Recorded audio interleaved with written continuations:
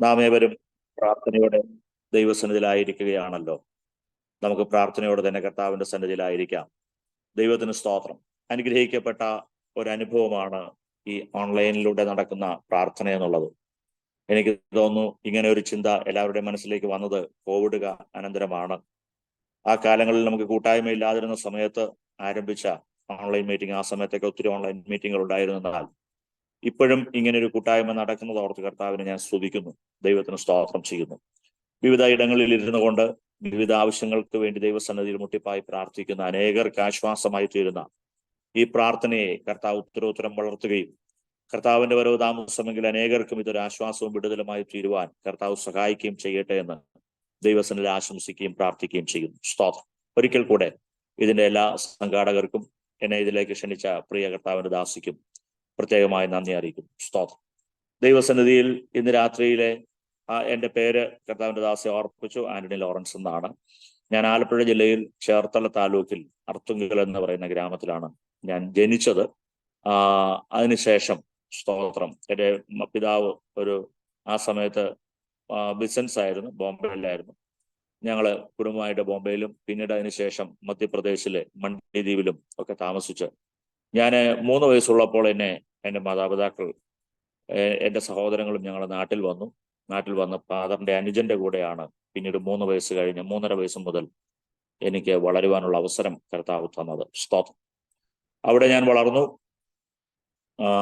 എൻ്റെ 20ാമത്തെ വയസ്സിൽ എനിക്ക് കർത്താവിനെ അറിയുവാനുള്ള 21ാമത്തെ വയസ്സിൽ കർത്താവിനെ അറിയാനുള്ള ഭാഗ്യം കർത്താവ് തന്നു. സ്തോത്രം. ഒരു കത്തോലിക്ക പശ്ചാത്തലത്തിൽ ജനിച്ചു വളർത്തപ്പെട്ട എനിക്ക് അർത്തുങ്കൽ എന്ന് പറയുന്ന തീർത്ഥാടന കേന്ദ്രത്തിലെ ആ പള്ളിയിലെ ഒരു അംഗമായിരുന്നു ഞാൻ. എന്നാൽ കർത്താവിനെ അറിഞ്ഞ സമയം മുതൽ കർത്താവിന്റെ സന്നിധിയിൽ വചനത്തിൽ ആഴമായ ആമേൻ പഠിക്കുവാനും കർത്താവിന്റെ വചനത്തെ സത്യമാണെന്ന് വിശ്വസിക്കുവാനും ആ വചനം അറിഞ്ഞ് കർത്താവിനെ പിൻപറ്റുവാനും എനിക്കൊരവസരം കർത്താവ് തരികയായിരുന്നു. സ്തോത്രം. ഞാനൊരു കത്തോലിക്ക കുടുംബത്തിലാണെന്ന് ഞാൻ പറഞ്ഞല്ലോ. ഒരു കരസ്മാറ്റിക് ധ്യാനത്തിനു വേണ്ടി ഒരു ധ്യാന കേന്ദ്രത്തിൽ ഇരിക്കുമ്പോൾ 3ാമത്തെ ദിവസം അവിടുത്തെ പുരോഹിതൻ ദൈവത്തിന്റെ വചനം ശുശ്രൂഷിക്കുന്ന സമയത്ത് കുർബാനയുടെ മധ്യത്തിൽ ദൈവവചനം സംസാരിക്കുമ്പോൾ അദ്ദേഹം ഇങ്ങനെ ഒരു വാക്യം അവിടെ വായിച്ചു. പെറ്റ അമ്മ തന്റെ കുഞ്ഞിനെ മറക്കുമോ? അവൾ മറന്നാലും ഞാൻ നിന്നെ മറക്കുകയില്ല. എനിക്ക് ആ വാക്യം ആ സമയത്ത് ഒത്തിരി അങ്ങ് സ്ട്രൈക്ക് ചെയ്തു. ഞാൻ പെട്ടെന്ന്, അതുവരെ ഞാൻ ഇരുന്ന ഒരു മൈൻഡിലല്ല, അന്ന് പകല് ആ മധ്യാഹ്ന സമയത്ത് എൻ്റെ മൈൻഡ് പെട്ടെന്ന് മാറി. പെട്ടെന്ന് ഞാൻ വേദപുസ്തകം എടുത്തു. 3 ദിവസമായി കൊണ്ടുപോയിട്ട് തുറക്കാതെ വെച്ചിരുന്ന പുസ്തകം അന്ന് ഞാൻ എടുത്ത് ഞാനത് തുറന്ന ആ വാക്യം അങ്ങനെ തന്നെയാണോ എന്ന് പരിശോധിച്ചു. അതെ, അങ്ങനെ തന്നെയാണ്. അപ്പോൾ എനിക്ക് പുസ്തകത്തിനോടൊരു സ്നേഹം തോന്നി, ബൈബിളിനോടൊരു സ്നേഹം തോന്നി. ഇത് കേവലം ഒരു മതഗ്രന്ഥമല്ല, ഇത് വായിക്കണം എന്നൊരു ചിന്ത പരിശുദ്ധാത്മാവിന്റെ ഉള്ളിലേക്ക് തന്നു. അങ്ങനെ ഞാൻ ദൈവവചനം അന്ന് മുതൽ വായിക്കുവാനായിട്ട് തുടങ്ങി. സ്തോത്രം. ഞങ്ങള് യുവാക്കളായ ഒരു 7-8 പേർ ഒരുമിച്ചായിരുന്നു ആ ധ്യാനകേന്ദ്രത്തിൽ പോയത്.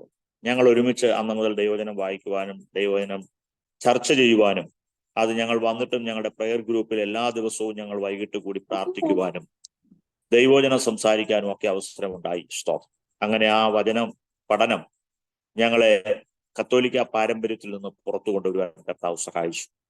വചനം സത്യമാണെന്ന് മനസ്സിലായപ്പോൾ ബിഷപ്പ് ഹൗസിൽ വരെ പോയി അതിനെക്കുറിച്ച് സംസാരിക്കുവാനുള്ള അവസരങ്ങളുണ്ടായി. പുരോഹിതന് മറുപടി തരുവാൻ കഴിയാതെ വന്നപ്പോൾ ബിഷപ്പ് ഹൗസിൽ പോകേണ്ടി വന്നു. അവിടെയും സംസാരിച്ചതിന് ശേഷമായിട്ട് ആണ് ദൈവത്തിന് സ്തോത്രം ഞാൻ ഈ വിശ്വാസത്തിലേക്ക് വരുവാനിടയായി തീർന്നത്. സ്തോത്രം. നിർഭാഗ്യവശാൽ കർത്താവിന്റെ വയലിൽ വന്ന് കർത്താവിനെ പിൻപറ്റിയത് നിമിത്തം ഇന്നുവരെയും ആ ദൈവം തന്ന സമാധാനത്തിലും സ്വസ്ഥതയിലും സന്തോഷത്തിലുമൊക്കെ ആയിരിക്കാൻ കർത്താവ് തരുന്ന കൃപയ്ക്ക് ഞാൻ കർത്താവിനെ സ്തുതിക്കുന്നു. തുടർന്ന് എനിക്ക് എൻ്റെ വിശ്വാസത്തിൽ വന്നേതാണ്ട് ഒരു 92-ലാണ് ഞാൻ വിശ്വാസത്തിൽ വരുന്നത്. 93 ആയപ്പോൾ ഞാൻ ബാംഗ്ലൂർ ഒരു ജോലിക്ക് വേണ്ടി പോയി. ബാംഗ്ലൂർ ഒരു കമ്പനിയിൽ എൻ്റെ മൂത്ത സിസ്റ്റർ മുഖാന്തരം എനിക്കൊരു കമ്പനിയിൽ പ്രവേശിക്കുവാനായിട്ട് അവസരമുണ്ടായി. ഞാൻ അവിടെ ജോലിക്ക് പോയി. ചില നാളുകൾ കഴിഞ്ഞപ്പോൾ എൻ്റെ കൂട്ടായ്മ നഷ്ടപ്പെട്ടു, എൻ്റെ പ്രാർത്ഥന നഷ്ടപ്പെട്ടു. വിശ്വാസ ജീവിതത്തിൽ ഞാൻ പുറകോട്ട് പോകുന്ന ഒരു അനുഭവം എനിക്കുണ്ടായി. ഞാൻ ഇന്നത്തെ ദൈവവചന ചിന്തയോട് ചേർത്ത് എൻ്റെ സാക്ഷ്യം കൂടെ പറഞ്ഞുകൊണ്ട് ഞാൻ വചനത്തിലേക്ക് കയറുവാനാണ് ആഗ്രഹിക്കുന്നത്. അങ്ങനെ ഞാൻ അല്പം പുറകോട്ട് പോകുന്ന ഒരു അനുഭവം ഉണ്ടായി. എന്നാൽ അവിടെ വെച്ച് ദൈവവചനം അതായത് കർത്താവിന്റെ വേലയ്ക്ക് വേണ്ടിയുള്ള വിളി നിൽക്കെ തന്നെ അതിനെ നിരസിച്ചുകൊണ്ടായിരുന്നു എൻ്റെ ബാംഗ്ലൂരേക്കുള്ള യാത്ര. അന്ന് ഞാൻ ഇങ്ങനെ പറഞ്ഞു, ഞാൻ കർത്താവിന്റെ വേലക്കാരെ സപ്പോർട്ട് ചെയ്തോളാം. എനിക്ക് കർത്താവിന്റെ വേലയ്ക്ക് പോകുവാനോ കർത്താവിന്റെ വേല ചെയ്യുവാനോ എനിക്ക് താല്പര്യമില്ല എന്ന് പറഞ്ഞാൽ വേറൊന്നുമല്ല. കർത്താവിന്റെ വേല ചെയ്യാൻ താല്പര്യമുണ്ട്, പക്ഷേ എനിക്ക് സഭാ ശുശ്രൂഷകന്മാർ അനുഭവിക്കുന്ന മാനസിക വ്യത, അതുപോലെ അവിടെ ഉണ്ടാകുന്ന പ്രതിസന്ധികൾ, ഇതിനോടൊന്നും എനിക്ക് താല്പര്യമില്ല എന്നുള്ള മട്ടിൽ ഞാൻ പോയതാണ്. സ്തോത്രം. എന്നാൽ കർത്താവിന്റെ ഹിതം അതല്ലായിരുന്നു. 93 ഡിസംബർ 17 എൻ്റെ കൈ മോൾഡിംഗ് മെഷീനകത്ത് പോവുകയും ആ സാധാരണ മോൾഡിംഗ് മെഷീനകത്ത് പോകുന്ന കൈ അവിടെ വെച്ച് അറ്റുപോകാറുണ്ട്. പക്ഷേ ഒരു കരിമ്പിന്റെ ചണ്ടി ചതച്ച് പുറത്തെടുക്കുന്ന പോലെ എൻ്റെ കൈ മുഴുവനും കൈയുടെ അവയവങ്ങളൊന്നും നഷ്ടപ്പെടാതെ, വിരലുകളൊന്നും നഷ്ടപ്പെടാതെ എൻ്റെ കൈ തിരികെ കിട്ടി. എന്നാൽ അവിടുന്ന് സെന്റ് ജോൺസ് മെഡിക്കൽ കോളേജിൽ ബാംഗ്ലൂർ ഏതാണ്ട് ഒരു 62 ദിവസം ഞാൻ അവിടെ അഡ്മിറ്റ് ആയിരുന്നു. എൻ്റെ കൈ പ്ലാസ്റ്റിക് സർജറി ചെയ്തു, ഫിസിയോതെറാപ്പി ചെയ്തൊക്കെ ഞാൻ പുറത്തു വന്നു. അപ്പോൾ എൻ്റെ മനസ്സ് വീണ്ടും കഠിനപ്പെട്ടു. ഇല്ല, ഞാൻ ഇനിയും കമ്പനി തന്നെ ജോലി ചെയ്യും, കർത്താവിന്റെ വേലയ്ക്ക് പോവുകയില്ല എന്ന് തീരുമാനമെടുത്തു. അങ്ങനെ ഞാൻ വീണ്ടും ചില മാസങ്ങൾ, 2-3 മാസങ്ങൾ കഴിഞ്ഞപ്പോൾ വീണ്ടും കമ്പനിയിൽ പ്രവേശിച്ചു. ജോലിക്ക് വേണ്ടി കയറി കഴിഞ്ഞപ്പോൾ സ്തോത്രം, എൻ്റെ ഹൃദയത്തിനകത്ത് ഭയങ്കരമായ നിരാശ അനുഭവപ്പെട്ടു. ആ നിരാശയുടെ പരിണിത ഫലമായി ഞാൻ തിരികെ നാട്ടിലേക്ക് വരികയും നാട്ടിൽ വന്നിട്ട് ഞാൻ 94 കർത്താവിന്റെ വേലയ്ക്ക് വേണ്ടി പോകുവാൻ കടുത്തുരുത്തിയിലുള്ള എബനേസർ ബൈബിൾ കോളേജിൽ പോയി കർത്താവിന്റെ വചനം പഠിക്കുവാനായിട്ട് വേലയ്ക്ക് വേണ്ടി ജോയിൻ ചെയ്തു. സ്തോത്രം. അങ്ങനെയാണ് ഞാൻ കർത്തൃവേലയിലേക്ക് ഇറങ്ങിയത്. ഒരു കത്തോലിക്ക പാരമ്പര്യത്തിൽ നിന്ന് ഇറങ്ങുമ്പോൾ അനേക എതിർപ്പുകളും പ്രതിസന്ധികളും ഉണ്ടായിരുന്നു. പക്ഷേ അതിനെ ഒന്നും വകവയ്ക്കാതെ ഞാൻ കർത്താവിന് വേണ്ടി നിൽപ്പാനുള്ള കൃപ കർത്താവ് എനിക്ക് തന്നതോർത്ത് ഞാൻ കർത്താവിനെ സ്തുതിക്കുന്നു. ഇന്ന് രാത്രിയിലെ നമ്മുടെ ദൈവത്തിന്റെ വചനചിന്തയ്ക്കായിട്ട് ഞാൻ 1-2 വചനങ്ങൾ നിങ്ങളുടെ ചിന്തയിലേക്ക് കൊണ്ടുവരാനായിട്ട് കർത്താവിൽ ശരണപ്പെടുകയാണ്. എനിക്ക് ഭാര്യയുണ്ട്, 2 കുഞ്ഞുങ്ങളുണ്ട്, 2 പെൺമക്കളാണ്. സ്തോത്രം. ഒരാള് പഠനത്തോടുള്ള ബന്ധത്തിലായിരിക്കുന്നു, ഒരാള് പഠനം കഴിഞ്ഞ് ഒരു ഹോസ്പിറ്റലിൽ വർക്ക് കയറിയിരിക്കുന്നു. സ്തോത്രം. ഇതാണ് എൻ്റെ കുടുംബ പശ്ചാത്തലം. സ്തോത്രം. ദൈവത്തെ നന്ദിയോടെ സ്തുതിക്കുന്നു. ഞാനിപ്പോൾ കർത്താവിന്റെ വേല ചെയ്യുന്നത് Erattupetta church of God in India എന്ന പ്രസ്ഥാനത്തിൽ സഭയുടെ ഈരാറ്റുപേട്ട സെന്ററിലെ 3 നിലവ് എന്ന് പറയുന്ന സഭയുടെ ശുശ്രൂഷകനായി സേവനമനുഷ്ഠിക്കും. സ്തോത്രം. നമുക്ക് യോഹന്നയുടെ പുസ്തകം ഇന്നത്തെ ചിന്തയ്ക്കായിട്ട് ഞാൻ അതിൽ നിന്ന് ചില കാര്യങ്ങൾ നിങ്ങളെ ഓർപ്പിക്കുവാനാണ് ആഗ്രഹിക്കുന്നത്. യോഹന്നയെ കുറിച്ച് നമുക്ക് നന്നായിട്ട് അറിയാം. സ്തോത്രം. നിനവെ എന്ന് പറയുന്ന പട്ടണത്തിൽ കർത്താവിന്റെ വചനം അറിയിക്കുവാൻ വേണ്ടിയുള്ള ദൈവിക ആലോചന ഉണ്ടായിട്ടും അതിനെ നിരസിച്ചുകൊണ്ട് തർസീസ് എന്ന് പറയുന്ന സ്ഥലത്തേക്ക്, സ്പെയിനിലെ തർസീസിലേക്ക്, അതായത് നേരെ എതിർ ദിശയിലേക്ക് യാത്ര ചെയ്ത ഒരു ദൈവപുരുഷനാണ് യോഹന്ന. ദൈവത്തിന് സ്തോത്രം. തൻ്റെ യാത്രയിൽ താൻ പോകുമ്പോൾ താൻ ഒരിക്കലും ചിന്തിച്ചില്ല ദൈവം തന്നെ പിന്തുടരുമെന്നോ ദൈവം തിരികെ തന്നെ നിനവയിലേക്ക് കൊണ്ടുവരുമെന്നോ ഒന്നും ചിന്തിച്ചിട്ടല്ല യോഹന്ന പോയത്. യോഹന്ന ഒരു പ്രവാചകനാണ്. യോഹന്ന ഇസ്രായേലിന്റെ പ്രവാചകൻ. പക്ഷേ ഇസ്രായേലിന്റെ പ്രവാചകൻ ഇസ്രായേലിനെ ആ കാലയളവിൽ, സ്തോത്രം, തർസീസ് എന്ന് പറയുന്ന, അല്ലെങ്കിൽ അശൂരിന്റെ തലസ്ഥാനമായിരിക്കുന്ന തർസീസിന് അവിടെ പോയി നിനവയിൽ പോയി ദൈവവചനം പ്രസംഗിക്കാൻ പറഞ്ഞപ്പോൾ, നിനവയിൽ പോയി ദൈവവചനം പ്രസംഗിക്കുമ്പോൾ ഈ അശൂറിന്റെ തലസ്ഥാനമായ നിനവയിൽ ദൈവവചനം പ്രസംഗിച്ച് അവിടെയുള്ള ജനം മാനസാന്തരപ്പെടുന്നതിനോട് യോഹന്നയ്ക്ക് വലിയ താല്പര്യമില്ലായിരുന്നു. കാരണം അവരുടെ ദുഷ്ടതയും അസാന്മാർഗികമായ ജീവിതവും ഇസ്രായേലിനെ വളരെ വേദനിപ്പിക്കുകയും നൊമ്പരപ്പെടുത്തുകയും ചെയ്യുന്ന അനുഭവങ്ങളും താൻ ആലോചിച്ചപ്പോൾ താൻ അതിൽ നിന്ന് പിന്തിരിഞ്ഞ് പുറകോട്ട് പോകുന്ന ഒരു അനുഭവം നമുക്ക് കാണുവാനായിട്ട് കഴിയുകയാണ്. സ്തോത്രം. നിനവയെ കുറിച്ച് നമുക്ക് നന്നായിട്ട് അറിയാം. ആ നിനവയോടുള്ള തൻ്റെ ഹൃദയത്തിലുണ്ടായ ചിന്തകളും നിനവയോടുണ്ടായ അവിടുത്തെ ജനതയെക്കുറിച്ച് ഓർക്കുമ്പോൾ തനിക്കുണ്ടായ ആ വൈരാഗ്യവും തനിക്കതൊട്ടും സഹിക്കുവാൻ കഴിയാത്തത് കൊണ്ട് ദൈവാലോചന നിരസിച്ചിട്ട് താൻ നേരെ തർശീസിലേക്ക് യാത്ര ചെയ്തു. ഞാൻ നിങ്ങളോട് പറഞ്ഞല്ലോ, കർത്താവിന്റെ വേലയ്ക്ക് വേണ്ടിയുള്ള വിളി ഉണ്ടായിട്ടും അതിനെ നിരസിച്ചു പോയ ഒരാളാണ് ഞാൻ. എന്നാൽ ഞാൻ എന്ത് എനിക്ക് ഇഷ്ടമല്ല എന്ന് പറഞ്ഞു അതിൽ തന്നെ വന്ന് കർത്താവിന്റെ വേല ചെയ്യുവാൻ കർത്താവ് എനിക്ക് കൃപ തന്നു. അതോർത്ത് ഞാൻ കർത്താവിനെ സ്തുതിക്കുന്നു. 96 മുതൽ ഞാൻ കർത്താവിന്റെ വേലയിലായിരിക്കും. ദൈവത്തിന് സ്തോത്രം. ഇന്ന് രാത്രിയിൽ ഞാൻ നിങ്ങളോട് ഓർപ്പിച്ചത്, നമ്മുടെ ജീവിതത്തിൽ പലപ്പോഴും നമ്മുടേതായ പല ഇഷ്ടങ്ങളും ആഗ്രഹങ്ങളും ഒക്കെ ഉണ്ടാകും. പലപ്പോഴും നമ്മൾ ദൈവത്തോട് ആലോചന ചോദിക്കാതെ, ദൈവഹിതമാണോ എന്ന് ആരായാതെ നമ്മുടെ സ്വന്തം ഇഷ്ടത്തിൽ നമ്മൾ യാത്ര ചെയ്യുന്നവരാണ് നമ്മളിൽ പലരും. സ്തോത്രം. എന്നാൽ നമ്മുടെ യാത്രകളിൽ നാം വരുന്നതായ പ്രതിസന്ധികളെ, അത് സ്തോത്രം, പ്രതിസന്ധികൾ വരുമ്പോൾ അത് ദൈവഹിതമാണ് എന്ന് കരുതുകയും അതിൽ ആശ്വസിക്കുകയും ചെയ്യുന്നവരാണ്. അങ്ങനെ അനേക പ്രതിസന്ധികൾ അനുഭവിക്കുന്നവരെ കാണുവാനും പരിചയപ്പെടുവാനും പ്രാർത്ഥിക്കുവാനും ഒക്കെ അവസരമുണ്ടായിട്ടുണ്ട്. സ്തോത്രം. ഇവിടെ നമ്മൾ പോകുന്ന വഴിയിൽ നമ്മളെ ഉപേക്ഷിച്ച് കളയുന്ന ഒരു ദൈവത്തെ അല്ല നമുക്ക് കാണാൻ കഴിയുന്നത്. യോന തർസീസിലേക്ക് പോയപ്പോൾ എന്നാൽ അവൻ പോട്ടെ, ദൈവത്തിന് വേണമെങ്കിൽ മറ്റൊരു പ്രവാചകനെ നിനവിലേക്ക് അയക്കാം. പക്ഷെ ദൈവം അതല്ല ചെയ്തത്. ദൈവം യോനയുടെ പിന്നാലെ പോകുന്നതാണ് ആ പുസ്തകം പഠിക്കുമ്പോൾ നമുക്ക് കാണുവാനായിട്ട് കഴിയുന്നത്. സ്തോത്രം. ഞാനിത് പറയുമ്പോൾ ആമേൻ, യോനയുടെ പിന്നാലെ പോകുന്ന ഒരു ദൈവത്തെക്കുറിച്ച് ഞാൻ നിങ്ങളോട് പറഞ്ഞു. നമുക്കറിയാം ആമേൻ, പത്രോസിനെ കുറിച്ച് നമ്മൾ പഠിക്കുമ്പോൾ കർത്താവിനെ ശിഷ്യന്മാരിൽ വേദപുസ്തകം പഠിക്കുമ്പോൾ നമ്മൾ കാണുന്നത് ഒന്നാമൻ പത്രോസ് എന്നാണ്. സ്തോത്രം. ഒന്നാമൻ പത്രോസ്.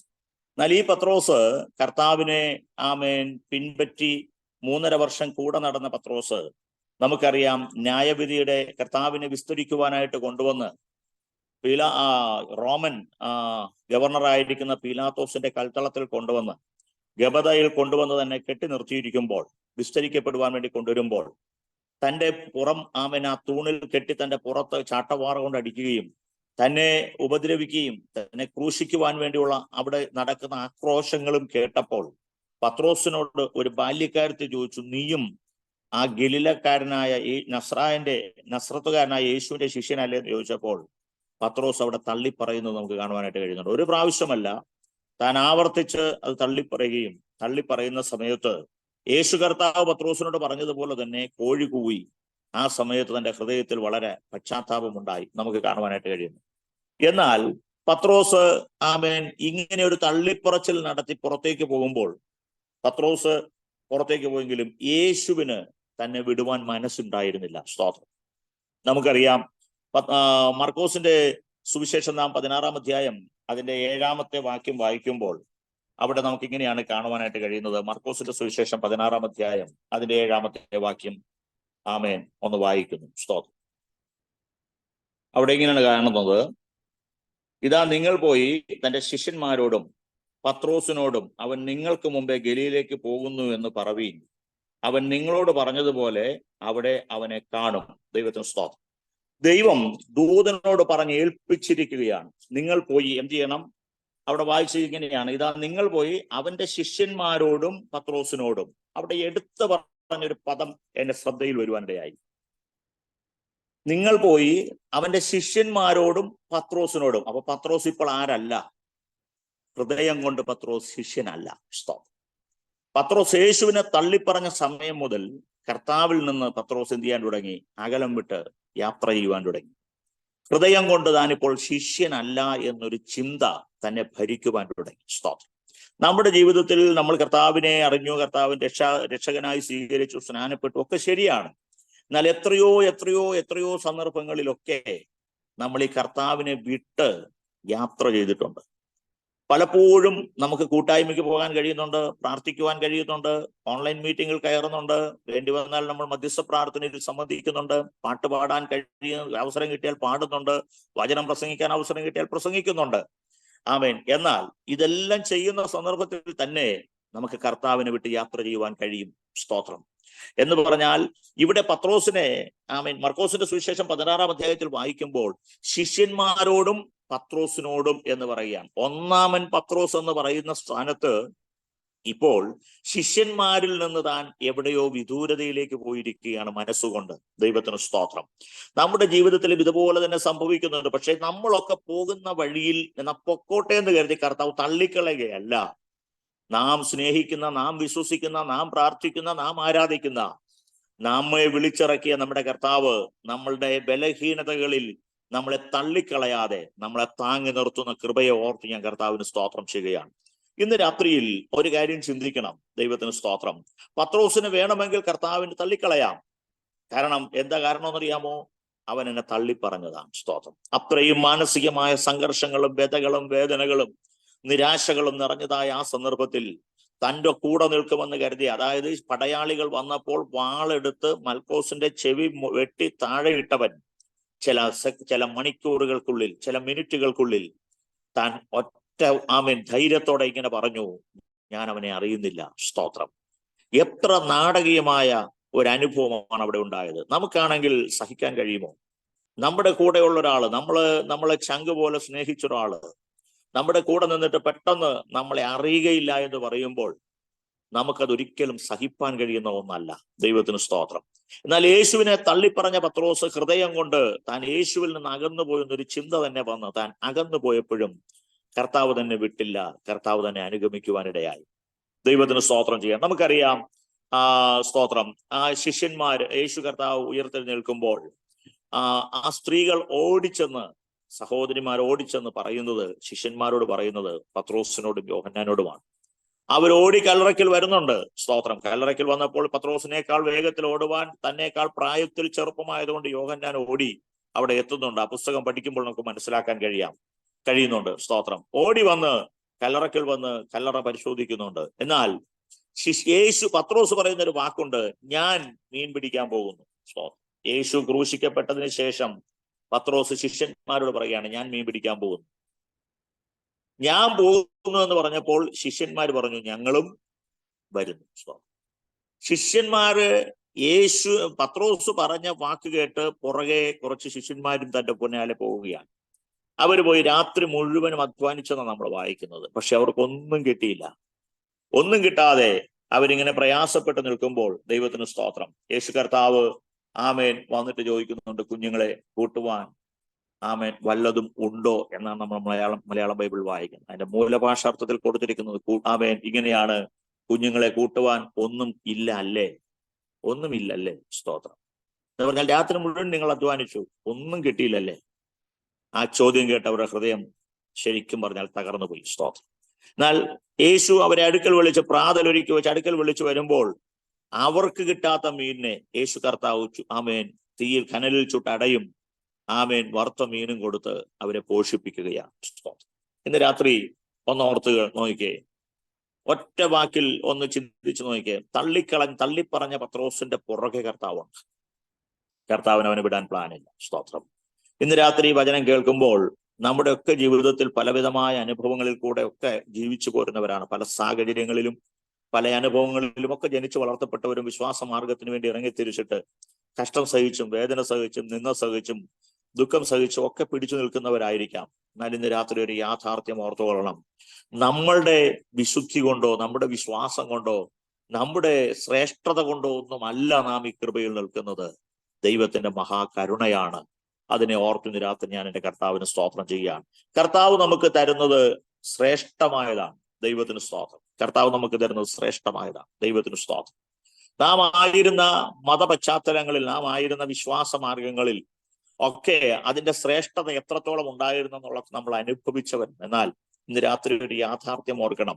ആ അനുഭവത്തിൽ നിന്ന് നാം പുറത്തു വന്നപ്പോൾ ദൈവത്തിന് സ്തോത്രം, നമുക്ക് മേത്തരമായതുകൊണ്ട് നമ്മളെ പോഷിപ്പിക്കുന്ന ഒരു ദൈവത്തിൽ ആശ്രയിപ്പാനും വിശ്വസിക്കുവാനും കർത്താവ് നമുക്ക് കൃപ തന്നത് ഓർത്ത് ഞാൻ എൻ്റെ കർത്താവിന് നന്ദിയോട് സ്തോത്രം ചെയ്യുകയാണ്. ഓർത്തേ, അപ്പൊ ഈ പത്രോസിന്റെ ജീവിതത്തിൽ ഒറ്റ കാര്യം, ഈ പത്രോസ് സ്തോത്രം തള്ളിപ്പറഞ്ഞ പത്രോസ് താൻ ശിഷ്യന്മാരെയും കൂടെ വിളിച്ച് ആ ഒരു പിന്മാറ്റ അനുഭവത്തിൽ താൻ മീൻ പിടിക്കാനായിട്ട് പോകുമ്പോൾ പത്രോസിന്റെ ഉള്ളിലെ ചിന്ത, ഇനി ഈ മാർഗത്തിൽ നിന്നിട്ട് കാര്യമില്ല. ഇനി ഇങ്ങനെ വേദപുസ്തകം പ്രസംഗിച്ച് ഒരിക്കൽ വിളിച്ചപ്പോൾ പടകും വലയും വിട്ടിട്ട് കർത്താവിനെ അനുഗമിച്ചവനാണ് പത്രോസ്. പടകും വലയും വിട്ട് കർത്താവിനെ അനുഗമിച്ചവനാണ്. സബദി മക്കൾ അപ്പന്റെ കൂടെ ഇരുന്ന് വല നന്നാക്കിക്കൊണ്ടിരിക്കുമ്പോൾ യേശു കർത്താവ് വിളിച്ചുടനെ വിട്ടു പോന്നവരാണ്. സ്തോത്രം. എന്നാൽ ഇതെല്ലാം വിട്ടുപോന്ന പത്രോസ് പിന്നെയും മീൻ പിടിക്കാൻ പോവുകയാണ്. എന്നാൽ തന്റെ ക്രിസ്തീയ ജീവിതത്തിൽ ഇതിനിടയിൽ ഒരു പ്രാവശ്യം തനിക്ക് പണമില്ലാതെ വന്നപ്പോൾ യേശു കർത്താവ് പറഞ്ഞിട്ട് താൻ ചൂണ്ടലിടാൻ പോയി എന്ന് നമ്മൾ വായിക്കുന്നുണ്ട്. അല്ലാതെ താൻ ഒരിക്കലും മീൻ പിടിക്കാൻ പോയിട്ടില്ല. ആ ഒറ്റ പ്രാവശ്യം ചൂണ്ടലിടാൻ പോയപ്പോൾ പത്രോസിന്റെ സ്വഭാവം അറിയുന്നത് കൊണ്ട് കർത്താവ് ഒരു അടയാളം കൂടെ പറഞ്ഞു വിട്ടു. നീ ചൂണ്ടലിട്ട് കിട്ടുന്ന ആദ്യത്തെ മത്സ്യത്തിന്റെ വയറ്റിൽ നമുക്ക് കരമടയ്ക്കാനുള്ള പണം അതിനകത്തുണ്ട്, ചതുർദ്രമ അതിനകത്തുണ്ട് എന്ന് പറഞ്ഞാൽ മീൻ പിടിക്കാൻ തുടങ്ങിയാൽ മീൻപിടുത്തക്കാരനായ പത്രോസ് പിന്നെ തിരിച്ചു വരികയില്ലെന്ന് കർത്താവിനറിയാം. അതുകൊണ്ടാണ് കർത്താവ് ഒരു അടയാളം പറഞ്ഞു വിട്ടത്. സ്തോത്രം. ഇന്ന് രാത്രി നമ്മളൊക്കെ പലപ്പോഴും പിന്തിരിഞ്ഞു പോകാനുള്ള അവസരങ്ങൾ ധാരാളം ഉണ്ടായി. പക്ഷെ നിർത്തിയിരിക്കുന്നത് കർത്താവിന്റെ കൃപയാണ്. അതോർത്ത് ഞാൻ എൻ്റെ ദൈവത്തിന് സ്തോത്രം ചെയ്യാം. നിങ്ങളെക്കുറിച്ച് ദൈവത്തിന് വലിയ പദ്ധതികളുണ്ട്. നമ്മളെ ഓരോരുത്തരെയും കുറിച്ച് കർത്താവിന് വലിയ പ്ലാനുകളുണ്ട്. ദൈവത്തിന് സ്തോത്രം. നാം പലപ്പോഴും വിചാരിക്കും നമ്മുടെ സ്തോത്രം വിശ്വാസ ജീവിതത്തിൽ ആരും നമ്മളെ സഹായിക്കുന്നില്ല, ആരും നമ്മൾക്ക് വേണ്ടി ഒന്ന് റെക്കമെൻഡ് ചെയ്യുന്നില്ല, അല്ല ആരും നമുക്ക് വേണ്ടി നമുക്കൊരു കൈത്താങ്ങ് തരുന്നില്ല എന്നൊക്കെ നിരാശപ്പെട്ടു പോകുന്ന അവസരങ്ങൾ ഉണ്ടാകാം. എന്നെ കേൾക്കുന്ന പ്രിയമുള്ളവരെ, എനിക്ക് നിങ്ങളെയും നിങ്ങൾക്ക് എന്നെയും പരിചയമില്ല എങ്കിലും ഇന്ന് രാത്രി ഒരു യാഥാർത്ഥ്യം ഞാൻ പറയാം. ആമേൻ. നമ്മുടെ ജീവിതത്തിൽ നമുക്ക് ആശ്രയിപ്പാനും വിശ്വസിപ്പാനും പിൻപറ്റുവാനും കൊള്ളാവുന്ന ഒരേ ഒരാളെ ഉള്ളൂ, അത് നസ്രായനായ യേശു മാത്രമാണ്. ദൈവത്തിന് സ്തോത്രം. ആകയാൽ ഞാൻ നിങ്ങളോട് പറയട്ടെ, ഇവിടെ ആമേൻ പത്രോസ് രാത്രി മുഴുവൻ അധ്വാനിച്ച് ഒന്നും കിട്ടിയില്ല. യേശു കർത്താവ് വന്ന് വിളിച്ചിട്ട് പറയണം, ആമേൻ ആമേൻ കൂട്ടുവാൻ വല്ലതുമുണ്ടോ എന്ന് ചോദിച്ച് വിളിച്ചിട്ട് ശിഷ്യന്മാരെ വളരെ അടുക്കൽ വിളിച്ച് സ്നേഹിക്കുന്ന ഒരു കർത്താവിനെയാണ് നമുക്ക് കാണുവാനായിട്ട് കഴിയുന്നത്. സ്തോത്രം. ആമേൻ. അവിടെ നമ്മൾ മർക്കോസിന്റെ സുവിശേഷത്തിൽ നമ്മൾ വായിച്ചപ്പോൾ ഇങ്ങനെ കണ്ടു, അവിടെ തന്നെ ഒരു ദൂതനോട് പറഞ്ഞ് ഏൽപ്പിച്ച്, ആമേൻ, പത്രോസിനോടും നീ പറയണം. അതെന്താ? ശിഷ്യന്മാരിൽ പെടാത്ത ആളാണോ പത്രോസ്? അല്ല, ശിഷ്യൻ തന്നെയാണ്. പക്ഷേ അവന്റെ ഹൃദയത്തിന്റെ നിലവാരം കർത്താവ് ദൂരത്തു നിന്ന് ഗ്രഹിക്കുന്നു. സ്തോത്രം. ഇന്ന് രാത്രി നമ്മുടെ ജീവിതത്തിൽ നമ്മൾ എന്തൊക്കെയാണെന്ന് പറഞ്ഞാലും നമ്മുടെ ഹൃദയ നിലവാരം ദൂരത്തു നിന്നൊരു ഗ്രഹിക്കുന്ന കർത്താവിനെയാണ് നമ്മൾ പിൻപറ്റുന്നത് എന്നുള്ള സത്യം മറന്നു പോകരുത്. നമുക്കിവിടെ ഇരിക്കുമ്പോഴും നമ്മൾ ഈ പ്ലാറ്റ്ഫോമിലായിരിക്കുമ്പോഴും നമുക്ക് എന്തെല്ലാം കാര്യങ്ങൾ ചിന്തിക്കാനായിട്ട് കഴിയും. നമുക്ക് മീറ്റിംഗ്, പ്രസംഗം, മെസ്സേജ് കേട്ടുകൊണ്ടിരിക്കുമ്പോൾ തന്നെ നമുക്ക് എന്തെല്ലാം കാര്യങ്ങൾ ചെയ്യാനായിട്ട് കഴിയും. ആമേൻ. എന്തെല്ലാം കാര്യങ്ങളിൽ കൂടെ നമ്മുടെ മനസ്സ് കടന്നു പോകുന്നുണ്ട്, ചിന്തകളിൽ കൂടെ കടന്നു പോകുന്നുണ്ട്, നിരൂപണങ്ങളിൽ കൂടെ കടന്നു പോകുന്നുണ്ട്, ആംഗ്യ ഭാഷകളിൽ കൂടെ നമ്മൾ പോകുന്നില്ലേ? ദൈവത്തിന് സ്തോത്രം. ആമേൻ. മെസ്സേജുകൾ നമ്മൾ കൈമാറുന്നില്ലേ? എന്താ കാരണം? ദൈവത്തിന് സ്തോത്രം. ഇതൊക്കെ ആയിരിക്കുമ്പോഴും നമ്മളെ നന്നായി ശ്രദ്ധിക്കുന്ന, നന്നായി അറിയുന്ന, നന്നായി നമ്മളെ വാച്ച് ചെയ്തുകൊണ്ടിരിക്കുന്ന, നമ്മളെ സൂക്ഷിച്ചു കൊണ്ടിരിക്കുന്ന, നമ്മൾ കർത്താവിനെ വിട്ടു പോയിട്ടും കർത്താവ് നമ്മളെ പിന്തുടരുന്നു എന്നുള്ള സത്യം ഇന്ന് രാത്രി മറന്നു പോകരുത് എന്ന യാഥാർത്ഥ്യം ഞാൻ നിങ്ങളെ ഓർപ്പിക്കുകയാണ്. ഞാൻ നമ്മുടെ ആമേൻ ചിന്തയിലേക്ക് വരുവാനായിട്ട് കർത്താവിൽ ശരണപ്പെടുകയാണ്. നമ്മൾ ഇന്നത്തെ ചിന്തയ്ക്കായിട്ട് ഞാൻ പറഞ്ഞല്ലോ, യോനയുടെ പുസ്തകത്തിൽ നിന്നാണ് തുടങ്ങിയത്. സ്തോത്രം. എന്താണ് ആമേൻ? യോനയുടെ പുസ്തകം 1-ാം അധ്യായം അതിന്റെ 4-ാമത്തെ വാക്യം നമുക്കൊന്ന് വായിക്കാം. ദൈവത്തിന് സ്തോത്രം. യഹോവയോ സമുദ്രത്തിൽ ഒരു പെരുങ്കാറ്റ് അടുപ്പിച്ചു, കപ്പൽ തകർന്നു പോകുവാൻ തക്കവണ്ണം സമുദ്രത്തിൽ വലിയൊരു കോളുണ്ടായി. കപ്പൽക്കാർ ഭയപ്പെട്ട് ഓരോരുത്തരും താൻ്റെ ദേവനോട് നിലവിളിച്ചു. ദൈവത്തിന് സ്തോത്രം. യഹോവ സമുദ്രത്തിൽ ഒരു പെരുങ്കാറ്റ് അടുപ്പിച്ചു. സ്തോത്രം. എന്തിനു വേണ്ടിയാണ് ഈ പെരുങ്കാറ്റ് അടുപ്പിച്ചത്? കർത്താവ് പറഞ്ഞ വാക്കിന് വിപരീതമായി യാത്ര തുടങ്ങിയ യോനയെ തിരിച്ചു കൊണ്ടുവരുവാൻ വേണ്ടി. ദൈവത്തിന് സ്തോത്രം. ആമേൻ. യോനയുടെ പുറകെ കർത്താവ് കൂടിയിരിക്കുകയാണ്. 6 കാര്യങ്ങൾ അതിൽ നിന്ന് ഞാൻ നിങ്ങളോട് ഓർപ്പിക്കാം. ദൈവത്തിന് സ്തോത്രം. യോനയുടെ പുറകെ ആമേൻ കൂടിയിരിക്കുകയാണ് കർത്താവ്. സ്തോത്രം. അവനെ മടക്കി കൊണ്ടുവരണം. ദൈവം ആമേൻ അത് ചെയ്തു. എന്ത് കാര്യങ്ങളാണ്? 6 കാര്യങ്ങൾ നമുക്ക് അതിനകത്തുനിന്ന് മനസ്സിലാക്കുവാനായിട്ട് കഴിയുന്നുണ്ട്. സ്തോത്രം. ആമേൻ. എന്താണ് ഒന്നാമത് ചെയ്തത്? കർത്താവ് യോനയെ കൊണ്ടുവരാൻ വേണ്ടി ഒന്നാമത് ചെയ്ത ഒരു പെരുങ്കാറ്റ്, ഒരു ശക്തമായ ആമേൻ സ്തോത്രം, മധ്യധരണി കടലിൽ ഒരു ശക്തമായ കാറ്റടിച്ചു കൊണ്ടിരിക്കുകയാണ്. ദൈവത്തിന് സ്തോത്രം. ഈ കാറ്റടിക്കുമ്പോൾ യോന വാസ്തവത്തിൽ കപ്പലിന്റെ അടിത്തട്ടിൽ കിടന്ന് ഉറങ്ങുകയാണ്. ദൈവത്തിന് സ്തോത്രം. യോന ഉറങ്ങുമ്പോൾ കർത്താവ് യോനയുടെ പുറകെ ഉണ്ട്. സ്തോത്രം. യോനയുടെ പുറകെ ഉണ്ടെന്നുള്ളതിന്റെ ഒന്നാമത്തെ തെളിവാണ് ആ ശക്തമായ കാറ്റ് സമുദ്രത്തിൽ അടിക്കുന്നത്. നമ്മുടെ ജീവിതത്തിൽ നമ്മൾ കർത്താവിനെ വിട്ട് പോയാലും കർത്താവ് നമ്മുടെ പുറകെ ഉണ്ട്, നമ്മുടെ കൂടെ ഉണ്ട്. നമ്മുടെ ജീവിതത്തിൽ പല സൈൻ ബോർഡുകൾ നമുക്ക് ലഭിക്കാറുണ്ട്, പല സൈനുകൾ ലഭിക്കാറുണ്ട്, പല അടയാളങ്ങൾ ലഭിക്കാറുണ്ട്. സ്തോത്രം. എന്നാൽ ലഭിക്കുന്ന അടയാളങ്ങളൊന്നും നമ്മൾ മൈൻഡ് ചെയ്യാതെ പോകുമ്പോഴാണ് നമ്മുടെ പ്രശ്നങ്ങൾ വർദ്ധിച്ചുകൊണ്ടിരിക്കുന്നത്. സ്തോത്രം. ഇവിടെ കാറ്റ് പ്രതികൂലമായി കപ്പലിനകത്തുള്ളവരെല്ലാം പരിഭ്രമിച്ചു. എല്ലാവരും പ്രാർത്ഥന തുടങ്ങി.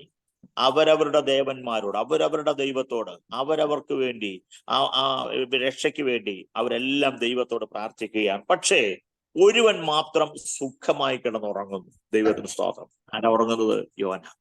അത് എവിടെ പോയി? ആ കപ്പലിന്റെ അടിത്തട്ടിൽ പോയി കിടക്കുകയാണ്. സ്തോത്രം. സുഖമായിട്ട് ഉറങ്ങുകയാണ്. എന്താ കാരണം? യോനയ്ക്ക് കാര്യമറിയാം. ഈ പ്രതിസന്ധികളുടെ എല്ലാം മൂല കാരണം എന്റെ അനുസരണക്കേടാണ്. സ്തോത്രം. നമ്മുടെ ജീവിതത്തിലെ അനുസരണക്കേട് പലപ്പോഴും പ്രതിസന്ധികളെ വർദ്ധിപ്പിക്കാറുണ്ട്, പ്രശ്നങ്ങളെ വർദ്ധിപ്പിക്കാറുണ്ട്. ദൈവത്തിന് സ്തോത്രം. എന്തിനു വേണ്ടിയാണെന്ന് ചോദിച്ചാൽ നമ്മളെ യഥാസ്ഥാനത്തേക്ക് കൊണ്ടുവരുവാൻ, ദൈവിക പ്രോഗ്രാമിലേക്ക് നമ്മളെ മടക്കി കൊണ്ടുവരുവാൻ, അതിനുവേണ്ടി മാത്രമാണ് ഈ പ്രതിസന്ധികൾ എന്ന യാഥാർത്ഥ്യം ഇന്ന് രാത്രി മറന്നു പോകരുത്. ദൈവത്തിന് സ്തോത്രം ചെയ്യാൻ. ആമേൻ. അപ്പൊ ഒന്ന്, യോനയെ ദൈവം മടക്കി കൊണ്ടുവരുവാൻ ചെയ്തത് സമുദ്രത്തിൽ ഒരു പെരുങ്കാറ്റ്, ഓടിപ്പോകുന്ന പ്രവാചകനെ പിടിക്കാൻ വേണ്ടി ദൈവം അയച്ച ഒന്നാമത്തെ ദൂതനാണ് പെരുങ്കാറ്റ്. സ്തോത്രം. പെരുങ്കാറ്റിനെ അടിപ്പിച്ചു. കൊടുങ്കാറ്റ്, കടലിൽ ആകമാനം ഇളക്കി മറിക്കുന്ന കാറ്റ് പ്രതികൂലമായി വീശിക്കൊണ്ടിരിക്കുമ്പോൾ ദൈവത്തിന് സ്തോത്രം, ഭക്തൻ കിടന്നുറങ്ങുകയാണ്. സ്തോത്രം. ഇനി നമുക്ക് അതിന്റെ 1-ാം അധ്യായം അടുത്ത അതിന്റെ 17-ാമത്തെ വാക്യം നമുക്കൊന്ന് വായിക്കാം. 6 കാര്യങ്ങളിൽ ഇനി 2-ാമത്തത് അതിന്റെ 17-ാമത്തെ വാക്യം. ദൈവത്തിന് സ്തോത്രം. അവിടെ ഇങ്ങനെയാണ് വായിക്കുന്നത്: യോനയെ വിഴുങ്ങേണ്ടതിന് യഹോവ ഒരു മഹാമത്സ്യത്തെ കൽപ്പിച്ചാക്കിയിരുന്നു. അങ്ങനെ യോന 3 രാവും 3 പകലും മത്സ്യത്തിന്റെ വയറ്റിൽ കിടന്നു. സ്തോത്രം. നമ്മളവിടെ വായിക്കുന്നു. നിങ്ങൾക്ക് പരിചയമുള്ള ഭാഗമാണ് ഞാൻ ഈ വായിച്ചുകൊണ്ടിരിക്കുന്നത്. നിങ്ങളുടെ ഓർമ്മയിലേക്ക്, നിങ്ങളുടെ ചിന്തയിലേക്ക് ഞാൻ ഈ ഭാഗങ്ങളൊന്ന് ഓർപ്പിച്ചുണർത്തുന്നത് മാത്രമേ ഉള്ളൂ. ഇന്ന് രാത്രിയിൽ പുതിയതൊന്നല്ല. ദൈവത്തിന് സ്തോത്രം. ചില കാര്യങ്ങൾ നിങ്ങളെ ഓർപ്പിച്ചുണർത്തുവാൻ വേണ്ടി മാത്രമാണ് ഇത് വായിക്കുന്നത്. ഇവിടെ നമ്മൾ വായിച്ചത് ഒരു മഹാമത്സ്യത്തെ ദൈവം കൽപ്പിച്ചാക്കി. എന്തിനു വേണ്ടിയാണ് കൽപ്പിച്ചാക്കിയത്? ആമേൻ. ദൈവത്തിന് സ്തോത്രം. ആമേൻ. അപ്പൊ ഈ പെരുങ്കാറ്റടിക്കുമ്പോൾ അവിടെ നടക്കുവാൻ പോകുന്ന അടുത്ത പ്രോഗ്രാം എന്താണെന്ന് യോനയേക്കാൾ വ്യക്തമായി ദൈവത്തിനറിയാം. ഇന്നൊരു മനുഷ്യന്റെ വീട് കണ്ടുപിടിക്കണമെങ്കിൽ ആദ്യം നമ്മൾ ഫോൺ ചെയ്യുമ്പോൾ പറയുന്നൊരു കാര്യമുണ്ട്: സാറേ, അല്ലെങ്കിൽ സഹോദര, അല്ലെങ്കിൽ സിസ്റ്ററെ, അല്ലെങ്കിൽ ബ്രദറെ, എന്ത് ചെയ്യണം? എനിക്ക് ആ ലൊക്കേഷൻ മാപ്പ് ഒന്ന് ഇട്ട് തന്നേക്കണം. സ്തോത്രം. നമ്മൾ പറയാറുള്ള അല്ലേ, ഏതെങ്കിലും ഒരു വീട്ടിൽ പോകാൻ നമുക്ക് പരിചയമില്ലാത്തൊരു വഴിയിൽ കൂടെ യാത്ര ചെയ്യുകയാണ്, നമ്മൾ ഉടനെ പറയുന്നൊരു കാര്യമുണ്ട്. ഇന്നത്തെ ലേറ്റസ്റ്റ് ആയിട്ടുള്ള ക്രമീകരണങ്ങളിൽ ഒന്നാണ് ലൊക്കേഷൻ മാപ്പ്. ഉടനെ നമ്മൾ ചോദിക്കും. എന്നാൽ ഇന്നേക്ക് ഒരു 10-20 വർഷങ്ങൾക്ക് മുമ്പ്, അല്ലെങ്കിൽ ഒരു 10 വർഷം മുമ്പാണെങ്കിൽ, ഓട്ടെ ഒരു 5 വർഷം മുമ്പാണെങ്കിലും ഇത്രയും സൗകര്യങ്ങളില്ല. ഓട്ടെ 10 വർഷം മുമ്പ് നമ്മൾ എവിടെയെങ്കിലും പോകണമെങ്കിൽ ഫോൺ വിളിച്ച് ചോദിക്കും, അങ്ങോട്ട് വരുന്ന വഴി എങ്ങനെയാ ഒന്ന് പറയാവോ? വഴി വിളിച്ച് ചോദിക്കും. അതിനേക്കാൾ പുറകിലോട്ട് പോയിട്ട് ഒരു 30 വർഷം മുമ്പ് ഒന്ന് പോയിക്കേ, അന്ന് ടെലിവിഷൻ പോലും സുലഭമല്ല. ആ സമയത്താണെങ്കിലോ നമ്മളൊരു വഴിക്ക് പോയാൽ ആ വഴി നമ്മുടെ മെമ്മറിയിലിരിക്കും. സ്തോത്രം. ഒരാള് ഇതിനടുത്തോട്ട് വരാൻ പറഞ്ഞു കഴിഞ്ഞാൽ ആ വഴി നമ്മുടെ മെമ്മറിയിലിരിക്കും. അത് വെച്ച് നമ്മൾ അന്വേഷിച്ചു പോയി ആ വീട് കണ്ടുപിടിക്കുകയാണ്. സ്തോത്രം. ഇവിടെ യോന പോകുന്നത് നിനവയുടെ നേരെ എതിർദിശയിലേക്കാണ്, സ്പെയിനിലേക്കാണ്. സ്പെയിനിന്റെ ഒരു സ്ഥലമാണ്, സ്പെയിനിലെ ഒരു സ്ഥലമാണ് തർസീസ് എന്ന് പറയുന്നത്. ഈ തർസീസിലേക്കാണ് യോന പോകുന്നത്, എതിർദിശയിലേക്കാണ് പോകുന്നത്. ഏതാണ്ട് ഇസ്രായേലിൽ നിന്ന് യോന പോകുമ്പോൾ 2500 കിലോമീറ്റർ അകലയിലേക്കാണ് താൻ യാത്ര ചെയ്തുകൊണ്ടിരിക്കുന്നത്. സ്തോത്രം. എന്നാൽ ഈ യാത്രയിൽ പോകുന്ന കപ്പല് കടലിൽ ഇളകി മറിയുന്ന പെരുങ്കാറ്റ് അടിച്ചുകൊണ്ടിരിക്കുമ്പോൾ ഈ കപ്പലിൽ നിന്ന് എടുത്തിടുന്ന യോനയെ വിഴുങ്ങുവാൻ ദൈവം ഒരു മത്സ്യത്തെ അവിടെ കൽപ്പിച്ചാക്കി എന്നാണ് എഴുതിയിരിക്കുന്നു. സ്തോത്രം. ഒരു ഗൂഗിൾ മാപ്പും ഇട്ടുകൊടുക്കണ്ട. ദൈവം മത്സ്യത്തിനോട് കൽപ്പിച്ചപ്പോൾ ആ സ്പോട്ടിൽ മത്സ്യം എത്തുകയാണ്. എത്ര കിലോമീറ്റർ അകലെ യാത്ര ചെയ്താണ് അവിടെ എത്തിയെന്നൊന്നും എനിക്ക് അറിഞ്ഞുകൂടാ.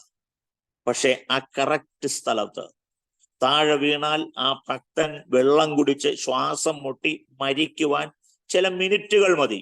ഒരു മനുഷ്യൻ വെള്ളത്തിനടിയിലേക്ക് വീണു കഴിഞ്ഞാൽ ആ മനുഷ്യൻ മരിക്കാൻ ചില സെക്കൻഡുകൾ, മിനിറ്റുകൾ മതി. എന്നാൽ ആ 1-2 മിനിറ്റിനുള്ളിൽ ആ ഭക്തൻ മരിച്ചു പോകുന്നതിന് മുമ്പ് ആ ഭക്തനെ സുരക്ഷിതമായി ഉള്ളറയിലേക്ക് എത്തിക്കുവാൻ തക്ക നിലയിൽ ദൈവത്തിന്റെ കൽപ്പന, യഹോവയുടെ കൽപ്പന കേട്ട് അനുസരിച്ച് ആ കടലിന്റെ അടിത്തട്ടിൽ ആ കപ്പലിന്റെ നേരെ താഴെ വന്ന് നില ഉറപ്പിച്ചിരിക്കുകയാണ് ആ മത്സ്യം എന്ന് പറയുന്നത്. സ്തോത്രം. ഇന്ന് രാത്രി ഒരു സത്യം മനസ്സിലാക്കണം. ആമേൻ. ദൈവത്തിന് ഒരുവനെ മടക്കി കൊണ്ടുവരുവാൻ, ദൈവത്തിന് ഉപയോഗിക്കുവാൻ വിവിധ മുഖാന്തരങ്ങളുണ്ട്. അത് ഞാനാണെങ്കിലും നിങ്ങളാണെങ്കിലും. ഞാൻ എൻ്റെ കാര്യം പറഞ്ഞല്ലോ. എനിക്ക് കർത്താവിന്റെ വേല ചെയ്യുവാൻ, അല്ലെങ്കിൽ ഒരു സഭാ ശുശ്രൂഷ ചെയ്യുവാൻ, ശുശ്രൂഷകൾ പലവിധമുണ്ട്. ഒരു സഭാ ശുശ്രൂഷ ചെയ്യുവാൻ താല്പര്യമില്ല എന്ന് പറഞ്ഞ് ബാംഗ്ലൂരിലുള്ള ബൊമ്മസന്ദ്ര എന്ന് പറയുന്ന ആ സ്ഥലത്ത്, ഹൊസൂർ റോഡിൽ ബൊമ്മസന്ദ്ര എന്ന് പറയുന്ന സ്ഥലത്ത് പോയി ഒരു മറാഠി കമ്പനിയിൽ ജോലിക്കാരനായി കയറി നിന്ന എന്നെ, അവിടെ നിന്ന് ജോലി ചെയ്ത് കിട്ടുന്ന വരുമാനത്തിന്റെ ഒരു ഭാഗം ഞാൻ കർത്താവിന്റെ വേലയ്ക്ക് വേണ്ടി കൊടുത്തോളാമെന്ന് പറഞ്ഞ എന്നെ കൈകൾ ഒരു കരിമ്പിന്റെ ചണ്ടി നുറുക്കി പുറത്തു കൊണ്ടുവരുന്ന പോലെ നുറുക്കി പുറത്തു കൊണ്ടുവന്നിട്ട് കർത്താവിന്റെ വേലയ്ക്ക് വിടാൻ വേണ്ടി പദ്ധതി ഒരുക്കിയപ്പോൾ അന്ന് എനിക്കത് തിരിച്ചറിയാൻ കഴിഞ്ഞില്ല. എന്നാൽ ചില മാസങ്ങൾ കഴിഞ്ഞപ്പോൾ എനിക്ക് മനസ്സിലായി, ഇത് ദൈവത്തിന്റെ കരമല്ലാതെ മറ്റൊന്നല്ലായിരുന്നു. സ്തോത്രം. ഞാൻ പറയട്ടെ, നമ്മളെ ഒരുവനെ ദൈവം ലോക സ്ഥാപനത്തിനു മുമ്പേ കണ്ടതാ, നമ്മളെ തിരഞ്ഞെടുത്തതാ. നമ്മുടെ പദ്ധതികളെല്ലാം അവന്റെ പക്കലുണ്ട്. ദൈവത്തിന് സ്തോത്രം. ഒന്നും അതിന്റെ സമയം തെറ്റത്തില്ല, ഒന്നിനും സമയം തെറ്റത്തില്ല. ദൈവത്തിന് സ്തോത്രം ചെയ്യാൻ എത്ര ശ്രേഷ്ഠതയോടെ ആ കർത്താവ് ഓരോ കാര്യങ്ങളും ചെയ്യുന്നത്. ഇന്ന് രാത്രി എന്നെ കേൾക്കുന്ന പ്രിയമുള്ളവരെ, ഞാൻ നിങ്ങളോട് പറയട്ടെ, ദൈവത്തിന് സ്തോത്രം. ആമേൻ. കൃത്യതയോടെ ആ ഭക്തനെ എവിടെ എത്തിക്കണമെന്നുള്ള ദൈവത്തിന്റെ പ്ലാനിന്റെ പ്രത്യക്ഷമായ തെളിവാണ് ആ കപ്പലിന്റെ അടിത്തട്ടിൽ ആ മത്സ്യത്തെ ദൈവം തമ്പുരാൻ കൊണ്ടുവന്ന് നിർത്തിയത്. സ്തോത്രം. ആമേൻ. ആമേൻ. വഴി വന്നവനോ അങ്ങോട്ട് പോകുന്ന വഴിക്കോ ആമേൻ സ്തോത്രം അതുവഴി പോകുന്ന ഒരു മത്സ്യം അതുവഴി പോകുമ്പോൾ നീ കാണുകയാണെങ്കിൽ എടുത്തുകൊണ്ട് വരാനല്ല പറഞ്ഞത്. സ്തോത്രം. ആമേൻ. അല്ലെങ്കിൽ യാദൃശ്ചിക കണ്ടപ്പോൾ വിഴുങ്ങിയതല്ല, കൽപ്പിച്ചാക്കിയെന്ന ദൈവത്തിന്റെ വചനം പറയുന്നത്. ദൈവത്തിന് സ്തോത്രം. യോനയെ വിഴുങ്ങുവാൻ ദൈവം ഒരു മത്സ്യത്തെ കൽപ്പിച്ചാക്കി. ദൈവത്തിന് സ്തോത്രം. അപ്പൊ നമുക്ക് വേണ്ടി ദൈവം ചെയ്യുന്ന അനവധി പദ്ധതികളുണ്ട്. നിങ്ങൾ ഇത് വായിക്കുമ്പോൾ ഒരു കാര്യം ഓർക്കേണ്ടത്, നമുക്ക് വേണ്ടി ദൈവം പലതും കൽപ്പിച്ചാക്കിയിട്ടുണ്ട്. നമ്മൾ തിരിച്ചറിയാതെ പോകുന്ന പലതും നമുക്ക് വേണ്ടി ദൈവം പലതിനെയും കൽപ്പിച്ചാക്കിയിട്ടുണ്ട്. സ്തോത്രം. നമുക്കറിയാം ഏലിയാവിന്റെ കാര്യം. ഏലിയാവ് കെരീത്ത് തോട്ടിനരികിൽ പോയി ഇരിക്കുമ്പോൾ, തമ്പുരാൻ അവനോട് പറയുന്നത് എന്താ? ഭക്തനോട് പറയുന്നത് എന്താ? നീ തോട്ടിൽ നിന്ന് കുടിച്ചുകൊള്ളണം, നിനക്ക് ആമേൻ ആഹാരം തരുവാനായി ഞാൻ കാക്കയോട് കൽപ്പിച്ചിട്ടുണ്ടെന്നാ പറയുന്നത്. അപ്പൊ ദൈവത്തിന്റെ കൽപ്പനയാണ് ഏറ്റവും പ്രാധാന്യം എന്നുള്ളത്. നമ്മൾ ആരാണ് എന്നുള്ളതല്ല, നമ്മൾ എന്തായിരിക്കുന്നു എന്നുള്ളതാണ്. സ്തോത്രം. നാം ഇന്ന് രാത്രിയിൽ ആമേൻ ഇന്ന സഭയുടെ അംഗമാണോ എന്നല്ല ദൈവം നോക്കുന്നത്, ഏത് ഡിനോമിനേഷന്റെ മെമ്പർഷിപ്പാണെന്നല്ല ദൈവം നോക്കുന്നത്. നമ്മൾ ഇന്ന് രാത്രിയിൽ ഹൃദയം കൊണ്ട് യഥാർത്ഥമായി ദൈവസന്നിധിയിൽ തന്നെയാണോ എന്ന് പരിശോധിക്കേണ്ട ദിനരാത്രങ്ങൾ നമ്മുടെ മുമ്പിൽ വന്നിരിക്കുന്നത്. സ്തോത്രം. ദൈവമക്കളെ, ഇനി ഒത്തിരി കാലം നമ്മുടെ മുമ്പിൽ ഉണ്ടോ എന്ന് എനിക്ക് അറിഞ്ഞുകൂടാ. കാലങ്ങൾ അതിന്റെ അടയാളങ്ങളെല്ലാം വിളിച്ചോതും. രാഷ്ട്രങ്ങൾ അതിനായി ഒരുങ്ങി നിൽക്കുന്നു. ദൈവത്തിന് സ്തോത്രം. എവിടെ നോക്കിയാലും ആമേൻ യുദ്ധങ്ങളുടെ കൊതിമൂത്ത് നിൽക്കുന്ന രാഷ്ട്രത്തലവന്മാർ. സ്തോത്രം. എവിടെ നോക്കിയാലും നോക്കിക്കേ, നമ്മുടെ വാർത്താ മാധ്യമങ്ങളൊന്ന് തുറന്നേ, നമുക്ക് പോലും വിശ്വസിക്കാൻ കഴിയാത്ത വാർത്തകളല്ലേ നമ്മുടെ കാതിലേക്ക് എത്തുന്നത്. ഇന്ന് രാത്രി ഒരു യഥാസ്ഥാനത്വത്തിനായി നിങ്ങളെ തന്നെ സമർപ്പിക്കുക. ഞാനും നിങ്ങളും യഥാസ്ഥാനപ്പെട്ടല്ല നിൽക്കുന്നതെങ്കിൽ ഈ ദിവസങ്ങളിൽ കാഹളം ധ്വനിച്ചാൽ നമുക്ക് ഇവിടുന്ന് എടുക്കപ്പെടേണ്ടതാണ് ഏറ്റവും പ്രാധാന്യം എന്നുള്ളത് ക്രിസ്തീയ ജീവിതത്തിൽ ഒരിക്കലും മറന്നു പോകരുത്. ദൈവത്തിന് സ്തോത്രം ചെയ്യുക. മൂന്നാമത്തെ ആമേൻ കാര്യം, യോനയുടെ യഥാസ്ഥാനപ്പെടുത്തുവാൻ ദൈവം ചെയ്ത മൂന്നാമത്തെ കാര്യം, ദൈവത്തിന് സ്തോത്രം ചെയ്യണം. അതിന്റെ 2-ാം അധ്യായം അതിന്റെ 10-ാമത്തെ വാക്യം ഒന്ന് വായിക്കുന്നു. 2-ാം അധ്യായം അതിന്റെ 10-ാമത്തെ വാക്യം അതിങ്ങനെയാണ് വായിക്കുന്നത്: യഹോവ മത്സ്യത്തോട് കൽപ്പിച്ചിട്ട് അത് യോനയെ കരയ്ക്ക് ഛർദ്ദിച്ചു കളഞ്ഞു. മൂന്നാമത്തെ കാര്യം, വിഴുങ്ങിയ യോനയെ കൊണ്ട് ആമേൻ കപ്പലിൽ എന്ത് ചെയ്യുകയാണ്? കപ്പലിന്റെ അടിത്തട്ടിൽ നിന്ന് വിഴുങ്ങിയ യോനയെ കൊണ്ട് അത് എവിടെയാണോ കൊണ്ടുപോയി എത്തിക്കേണ്ടത് ആ സ്ഥാനത്തേക്ക് യാത്ര ചെയ്യുകയാണ്. സ്തോത്രം. ആ യാത്ര ആമേൻ ഭക്തൻ പോയി കപ്പലിൽ പോയി ഇറങ്ങേണ്ട നിനവയിൽ, ആ നിനവയുടെ ഉണങ്ങിയ മണ്ണിൽ കൊണ്ടുപോയി, ആ കടൽക്കരയിൽ കൊണ്ടുപോയി. ദൈവത്തിന് സ്തോത്രം. മത്സ്യം ആരെ ഛർദ്ദിക്കുകയാണ്? യോനയെ ഛർദ്ദിക്കുകയാണ്. ഞാൻ ചോദിക്കട്ടെ, 3 ദിവസം ഈ വയറ്റിനകത്ത് യോനയിരുന്നു. യേശു കർത്താവ് തന്നെ അത് പ്രസ്താവിച്ചിട്ടുണ്ട്. മത്തായിയുടെ സുവിശേഷം നമ്മൾ പഠിക്കുമ്പോൾ നമുക്ക് കാണാൻ കഴിയുന്നുണ്ട്. യേശു കർത്താവ് തന്നെ പ്രസ്താവിച്ചതാ, യോന മത്സ്യത്തിന്റെ വയറ്റിൽ 3 ദിവസം ഇരുന്നത് പോലെ മനുഷ്യപുത്രൻ കല്ലറയ്ക്കുള്ളിൽ ഇരിക്കേണ്ടതാവും. ദൈവത്തിന് സ്തോത്രം. അപ്പൊ 3 ദിവസം ഈ വയറ്റിന് ഉള്ളിൽ ഇരിക്കുമ്പോൾ, യോനയുടെ പുസ്തകം നമ്മൾ പഠിക്കുമ്പോൾ, 2-ാം അധ്യായം പഠിക്കുമ്പോൾ, യോന ആമേൻ മത്സ്യത്തിന്റെ വയറ്റിൽ ഇരുന്നു കൊണ്ട് ദൈവത്തോട് ആമേൻ പ്രാർത്ഥിക്കുന്ന പ്രാർത്ഥന നമുക്ക് കാണാൻ കഴിയുന്നുണ്ട്. നമുക്ക് ഒരുപാട് പ്രയർ റൂമുകളുണ്ട് ദിവസവും പഠിച്ചാൽ. അതിലൊന്നായിരുന്നു മത്സ്യത്തിന്റെ വയറ്റിലുള്ള പ്രാർത്ഥന. സ്തോത്രം. പ്രാർത്ഥന ആമേൻ പലപ്പോഴും നമുക്ക് ഒത്തിരി പ്രയർ വാരിയേഴ്സിനെ കാണാനായിട്ട് കഴിയും. പലരെയും പ്രയർ വാരിയേഴ്സ് ആയിട്ട് പല ഗ്രൂപ്പുകളിലും പ്രാർത്ഥനാ സഹകാരികളുണ്ട്. പ്രാർത്ഥനാ ഗോപുരങ്ങളിൽ സ്ഥിരമായി പ്രാർത്ഥിക്കുന്നവരുണ്ട്. ആമേൻ പ്രാർത്ഥിക്കുന്നു എന്ന് പറയുന്നവർ ധാരാളമുണ്ട്. സ്തോത്രം. പക്ഷെ ഇന്ന് രാത്രിയിൽ കർത്താവ് നോക്കുന്നത് പ്രാർത്ഥിക്കുന്നവരെയാണ്. ദൈവത്തിന് സ്തോത്രം. ലേബലല്ല ഇന്ന് രാത്രി കർത്താവിന് വേണ്ടത്. യഥാർത്ഥമായി നാം ദൈവസന്നിധിയിൽ പ്രാർത്ഥിക്കുന്നുണ്ടോ? ഉണ്ടെങ്കിൽ നിശ്ചയമായും അതിന് പ്രതിഫലമുണ്ട് ദൈവമക്കളെ. ആമേൻ സ്തോത്രം. ഒരു ഭൗതികമായ വലിയ വിശാലതയെ കുറിച്ചൊന്നുമല്ല ഇന്ന് രാത്രി ഞാൻ പറയുന്നത്. നമ്മുടെ ജീവിതത്തിന്റെ ആത്മീയ നിലവാരം യഥാർത്ഥമാകുമ്പോൾ ഭൗതികം നമ്മുടെ പുറകെ വരുമെന്നുള്ളത് ദൈവവചനത്തിന്റെ വസ്തുതാപരമായ സത്യമാണ്. അതിന്ന് രാത്രി മറന്നു പോകരുത്. സ്തോത്രം. ആമേൻ. ഇവിടെ 3-ാമത്തെ കാര്യം ഞാൻ നിങ്ങളോട് പറഞ്ഞു. യഹോവ മത്സ്യത്തോട് കൽപ്പിച്ചിട്ട് അത് യോനയെ കരയ്ക്ക് ഛർദ്ദിച്ചു. സ്തോത്രം. ആമേൻ. യോനയെ കൊണ്ടുള്ള ദൈവിക പദ്ധതിയുടെ പിന്തുടർച്ചയാണ് ഒന്നാമത് കൊടുങ്കാറ്റിനോട് അല്ലെങ്കിൽ പെരുങ്കാറ്റിനോട് കൽപ്പിച്ചു. രണ്ടാമത് മത്സ്യത്തിനോട് കൽപ്പിച്ചു അവനെ വിഴുങ്ങുവാൻ. മൂന്നാമത് അവനെ എവിടെ എത്തിക്കണം അതിന് 3 ദിവസം എടുത്തു യോനായെ കൊണ്ട് മത്സ്യം യാത്ര ചെയ്ത് എവിടെ എത്തുവാൻ? ആമേൻ, തർസീസിലെത്തുവാൻ. നിനവയിലെത്തുവാൻ. തർസീസിലേക്ക് പോയ കപ്പലിന്റെ അടിത്തട്ടിൽ നിന്ന് യോനയെ വിഴുങ്ങി. ദൈവത്തിന് സ്തോത്രം. സ്പെയിനിലേക്ക് പോയ കപ്പലിന്റെ അടിത്തട്ടിൽ നിന്ന് യോനയെ വിഴുങ്ങി. യോനയെ നേരെ സിറിയയിലേക്ക് അശൂരിലേക്ക് യോനയും കൊണ്ട് ഓടി അവിടെ കൊണ്ടുവന്ന് നിനവയിൽ കൊണ്ടുവന്ന് അതിനെ ഛർദ്ദിക്കുവാനിടയായി. ദൈവത്തിന് സ്തോത്രം. ആമേൻ. അപ്പോൾ ദൈവം ഒരുവനെ ഒരു സ്ഥലത്തേക്ക് അയച്ചാൽ അല്ലെങ്കിൽ ഒരു കാര്യം നിയോഗിച്ചാൽ അത് നിവർത്തിക്കുന്ന ഒരു ദൈവം നമ്മുടെ കൂടെയുണ്ട്. സ്തോത്രം. നാം എങ്ങനെയൊക്കെ വിഘടിച്ചു പോയാലും, എങ്ങനെയൊക്കെ ദൂരം വിട്ട് അകന്നു പോയാലും, എങ്ങനെയൊക്കെ നമ്മുടെ പ്ലാനുകൾ മാറ്റിമറിച്ചാലും, എത്ര തന്നെ നാം ദൈവത്തെ തള്ളിപ്പറഞ്ഞാലും, ഞാൻ ഓർക്കുകയായിരുന്നു ആമേൻ, ആ പത്രോസിനോട് ദൈവം കാണിച്ച കരുണ എത്ര വലുതാണ്. അങ്ങനെയാണെങ്കിൽ ഇന്ന് രാത്രി പഴയ നിയമ പ്രവാചകനായിരിക്കുന്ന ദൈവത്തിന് സ്തോത്രം. ഹല്ലേലൂയ. യോനയെ തമ്പുരാൻ വിടാതെ പിന്തുടരുകയാണ്. സ്തോത്രം. ഇനി അടുത്തത് അതിന്റെ ആമേൻ 4ാമത്തെ പോയിന്റ് ആണ്. 4ാമത്തെ പോയിന്റ് എന്ന് പറയുന്നത് 4:6 നമുക്ക് വായിക്കുവാനായിട്ട് കഴിയുന്നത് ഇങ്ങനെയാണ്. 4:6 നമ്മൾ ഇങ്ങനെ വായിക്കുന്നു. യോനായെ അവന്റെ സങ്കടത്തിൽ നിന്ന് വിടുവിപ്പാൻ തക്കവണ്ണം അവന്റെ തലയ്ക്ക് തണലായിരിക്കേണ്ടതിന് യഹോവയായ ദൈവം ഒരാവണക്ക് കൽപ്പിച്ചുണ്ടാക്കി. സ്തോത്രം. അവന്റെ സങ്കടത്തിൽ അവന് തണലായിരിക്കേണ്ടതിന് ഒരാവണക്ക് യോനായ്ക്ക് വേണ്ടി കൽപ്പിച്ചുണ്ടാക്കുകയാണ്. ദൈവത്തിന് സ്തോത്രം. 4:6 നമ്മൾ വായിക്കുന്നത് അങ്ങനെയാണ്. ദൈവത്തിന് സ്തോത്രം ചെയ്യാൻ. ഹല്ലേലൂയ.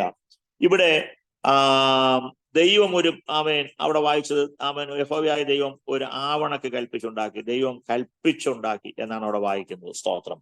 എന്തിനു വേണ്ടിയാണ് ഈ ആവണക്കിനെ കൽപ്പിച്ചുണ്ടാക്കിയത്? നിനവയിൽ വന്ന ഭക്തന് മാനസികമായി തനിക്ക് ഒത്തിരി പ്രശ്നങ്ങളുണ്ട്. എങ്കിലും തന്റെ ശുശ്രൂഷ താൻ അവിടെ നിർവഹിച്ചു. സ്തോത്രം. അവിടെ നിർവഹിച്ചിട്ട് നിർവഹിക്കപ്പെട്ട ശുശ്രൂഷയുടെ പരിണിത ഫലം എന്താകുമെന്ന് കാത്തിരിക്കുമ്പോൾ അവന് വെയിലടിച്ചവൻ തളർന്നു പോകാതിരിക്കുവാൻ ദൈവം അവന് തണലായിട്ട്, തനിക്ക് അവിടെ കൂടും വീടും ഒന്നുമില്ല, തനിക്ക് അവിടെ ആരെയും പരിചയമില്ല, തന്റെ സ്വന്തക്കാരാരുമില്ല, ഒരിടത്തും പോയി താമസിക്കാൻ പറ്റിയൊരിടമില്ല.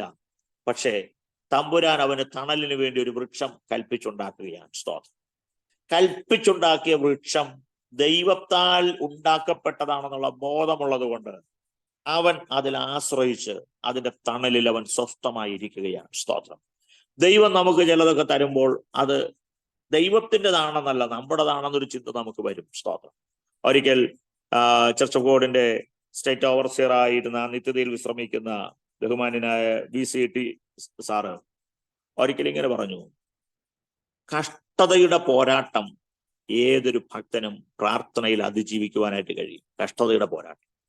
എന്നാൽ സമൃദ്ധി വന്നതിന് ശേഷമുള്ള വെല്ലുവിളികളിൽ പലപ്പോഴും ഭക്തന്മാർ പരാജയപ്പെടാറുണ്ട്. സ്തോത്രം. കഷ്ടതയുടെ നാളുകളിൽ നമുക്കൊരു പ്രശ്നം വന്നാൽ നമ്മൾ ദൈവത്തിൽ ആശ്രയിക്കും, ദൈവത്തോട് പ്രാർത്ഥിക്കും, കരയും, ദൈവത്തോട് ആലോചന ചോദിക്കും, ദൈവത്തിന് സ്തോത്രം ചെയ്യുകയാണ്. എന്നാൽ നമുക്കൊരു പ്രതികൂലം വരുമ്പോൾ ദൈവത്തിന് സ്തോത്രം, നമുക്ക് സമൃദ്ധി വന്നതിന് ശേഷം, സമ്പന്നത വന്നതിന് ശേഷം അവിടെ വരുമ്പോഴാണ് പലപ്പോഴും നമ്മുടെ പോരാട്ടങ്ങളിൽ നമ്മൾ പരാജയപ്പെട്ടു പോകുന്നത്. ഇന്ന് രാത്രി ഒരു യാഥാർത്ഥ്യം നമ്മൾ തിരിച്ചറിയണം. സമൃദ്ധിയുടെ നടുവിൽ ഒരു ഭക്തൻ ദൈവസന്നിധിയിൽ സമൃദ്ധി ഉണ്ടാകത്തില്ല എന്ന് കരുതരുത്. സമൃദ്ധി ഉണ്ടാകുന്നത് തെറ്റാണെന്നുമല്ല ഞാൻ പറഞ്ഞത്. സമൃദ്ധി നമുക്ക് ആവശ്യമാണ്. ഭൂമിയിൽ ജീവിക്കുമ്പോൾ സമ്പത്ത് നമുക്ക് വേണം. സമ്പത്ത് ഉണ്ടെങ്കിലേ പല കാര്യങ്ങളും നമുക്ക് ചെയ്യാൻ പറ്റുകയുള്ളൂ. എന്നാൽ അതിന്റെ നടുവിൽ നാം ദൈവത്തെ വിട്ടും യാത്ര ചെയ്യരുത്. സ്തോത്രം. ദൈവത്തെ മറന്നുകൂടാ. ദൈവത്തെ മറന്നുള്ള യാത്ര ജീവിതത്തിൽ പരാജയത്തിന് കാരണമായി തീരും. ദൈവത്തിന് നന്ദിയോടെ സ്തോത്രം ചെയ്യാൻ. ഇവിടെ യഹോവയായ ദൈവം ഒരാവണക്ക് കൽപ്പിച്ചുണ്ടാക്കി, താൻ അതിൽ ആശ്രയിച്ചു, അതിന്റെ തണലിൽ ഇരുന്ന് വിശ്രമിക്കുന്ന ഒരു യോനയാണ് നമുക്ക് അവിടെ കാണുവാനായിട്ട് കഴിയുന്നത്.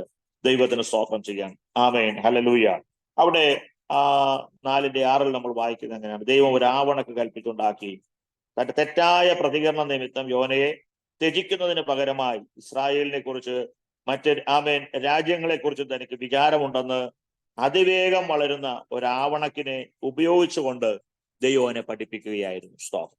എന്ന് പറഞ്ഞാൽ ദൈവത്തിന് ആ രാജ്യത്തിനോടുള്ള സ്നേഹം, നശിച്ചു പോകുന്ന ആ ജനതയോടുള്ള സ്നേഹം, ദൈവത്തിന് സ്തോത്രം, നിനവെ നിവാസികളോടുള്ള ദൈവത്തിന്റെ പ്രതിബദ്ധത, അവര് ജാതികളാണെന്ന് പറഞ്ഞുകൊണ്ടോ അല്ലെങ്കിൽ ഇസ്രായേൽ ജനത്തിന് ദ്രോഹം ചെയ്തെന്ന് പറഞ്ഞുകൊണ്ടോ വേണമെങ്കിൽ ദൈവത്തിന് അവരെ തള്ളിക്കളയാം. ദൈവത്തിന് സ്തോത്രം. പക്ഷേ ദൈവത്തിന് ആ ജാതിയോടുണ്ടായ സ്നേഹം, അവിടെ ഒരു സമ്മിശ്രമായ അനുഭവമാണ് അവിടെയുള്ള ജനതയ്ക്കുള്ളത്. സ്തോത്രം. ദൈവം അവരെ തള്ളിക്കളയാതെ ദൈവത്തിന് അവരെ മടക്കി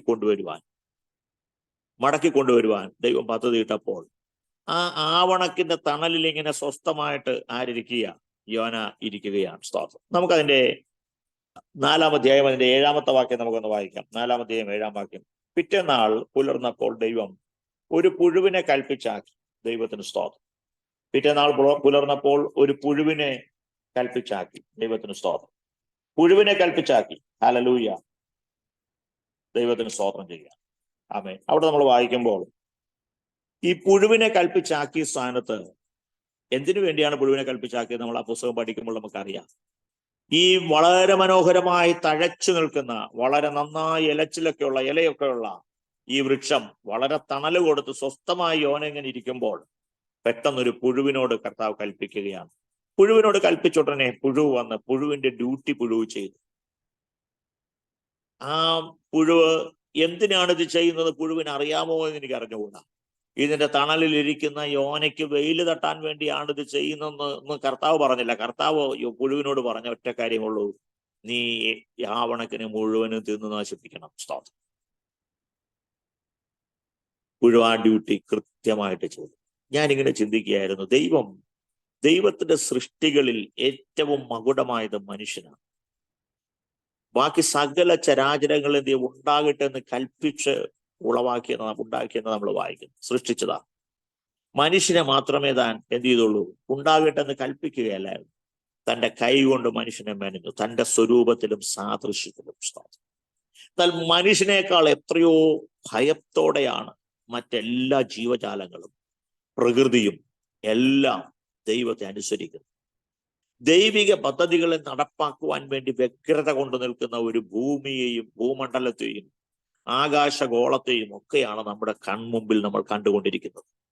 നമ്മൾ വിചാരിക്കും എന്തുകൊണ്ടാണ് ഇത്രയും ഇത്? യെശയ്യാപ്രവാചകൻ പറയുന്നു, ഭൂമി പൊടുപൊട പൊട്ടുന്നു, കിറുകിറ കീറുന്നു, ഭൂമി മത്തനെ പോലെ ചാഞ്ചാടുന്നു, കാവൽ മാടം പോലെ ആടുന്നു. മനുഷ്യന്റെ അകൃത്യം അതിന്മേൽ ഭാരമായിരിക്കുന്നു. സ്തോത്രം. മനുഷ്യന്റെ പാപനിമിത്തം ഭൂമി കിടുകിട പൊട്ടുന്നു, കിറുകിറ കീറുന്നു, ഭൂമി മത്തനെ പോലെ ചാഞ്ചാടുന്നു, കാവൽ മാടം പോലെ അത് ആടിക്കൊണ്ടിരിക്കുകയാണ്. അപ്പൊ മനുഷ്യന്റെ പാപമാണ് ഇതിനെല്ലാം ഉന്മൂല കാരണം. മനുഷ്യന്റെ ജീവിതത്തിൽ വഴിവിട്ടുള്ള ജീവിതം, വഴിവിട്ടുള്ള പോക്ക്, വഴിവിട്ടുള്ള ഇടപാടുകൾ, വഴിവിട്ടുള്ള സംസർഗങ്ങൾ, വഴിവിട്ടുള്ള സംസാരങ്ങൾ, കൊടുക്കൽ വാങ്ങലുകൾ, ജീവിതത്തിൽ പലപ്പോഴും ദൈവിക വ്യവസ്ഥ തെറ്റിച്ചുള്ള യാത്ര. ഞാനിത് പറയുമ്പോൾ നിങ്ങളിൽ എത്ര പേർക്ക് ഇഷ്ടപ്പെടുന്നുണ്ടെന്ന് എനിക്ക് അറിഞ്ഞുകൂടാ. ദൈവമക്കളെ, ഇന്ന് രാത്രി ദൈവം നമ്മളെ കുറിച്ച് ആഗ്രഹിക്കുന്നത് സ്തോത്രം. ഒരു ഭൗതികമായ കുറെ നേട്ടങ്ങൾ ഉണ്ടാക്കി ഭൂമിയിൽ സമൃദ്ധിയായി ജീവിക്കാൻ വേണ്ടി അല്ല ദൈവം നമ്മളെ വിളിച്ചത്. ഞാൻ എപ്പോഴും പറയാറുള്ള ഒരു കാര്യമുണ്ട്, ഞാൻ എവിടെ ശുശ്രൂഷിച്ചാലും പറയുന്നൊരു കാര്യമുണ്ട്. സ്തോത്രം. ആവർത്തന പുസ്തകം നമ്മൾ പഠിക്കുമ്പോൾ ദൈവത്തിന് സ്തോത്രം, 40 വർഷം ഇസ്രായേൽ മക്കൾക്ക് മരുഭൂമിയിൽ നിന്ന് മന്ന പൊഴിച്ചു കൊടുത്ത ദൈവം, തീക്കൽ പാറയിൽ നിന്ന് തേനും തേൻകട്ടയും അവർക്ക് കുടിപ്പാനുള്ള വെള്ളവും കൊടുത്ത കർത്താവ്. സ്തോത്രം. ഇതെല്ലാം അവർക്ക് കിട്ടിയപ്പോൾ അവർ വിചാരിച്ചു അവരെ ദൈവം ഒത്തിരി സ്നേഹിക്കുന്നത് കൊണ്ടാണ് ഇതെല്ലാം തന്നുകൊണ്ടിരിക്കുന്നത്. പക്ഷെ ഇതെല്ലാം അവർക്ക് കൊടുക്കുമ്പോഴും ദൈവം അവരുടെ കൂടെ ഇല്ല എന്നുള്ള വസ്തുത അവരറിഞ്ഞില്ല. ഭൗതികമായ എന്തെങ്കിലുമൊക്കെ കിട്ടുന്നത് കൊണ്ട് ദൈവം കൂടെ ഉണ്ടെന്ന് തെറ്റിദ്ധരിക്കരുത്. എല്ലാ ദിവസവും മന്ന പൊഴിച്ചു കിട്ടുന്നുണ്ട്. ആഴ്ചയിൽ 6 ദിവസവും മന്ന കിട്ടുന്നുണ്ട്. 7-ാം ദിവസത്തേക്കുള്ളത് 6-ാം ദിവസം തന്നെ തമ്പുരാൻ തരുന്നുണ്ട്. മന്ന അന്നും ഇന്നുമെല്ലാം ഒരേ അളവിൽ തന്നെ തന്നുകൊണ്ടിരിക്കുകയാണ്. ഒരു കുറവും തമ്പുരാൻ വരുത്തിയിട്ടില്ല.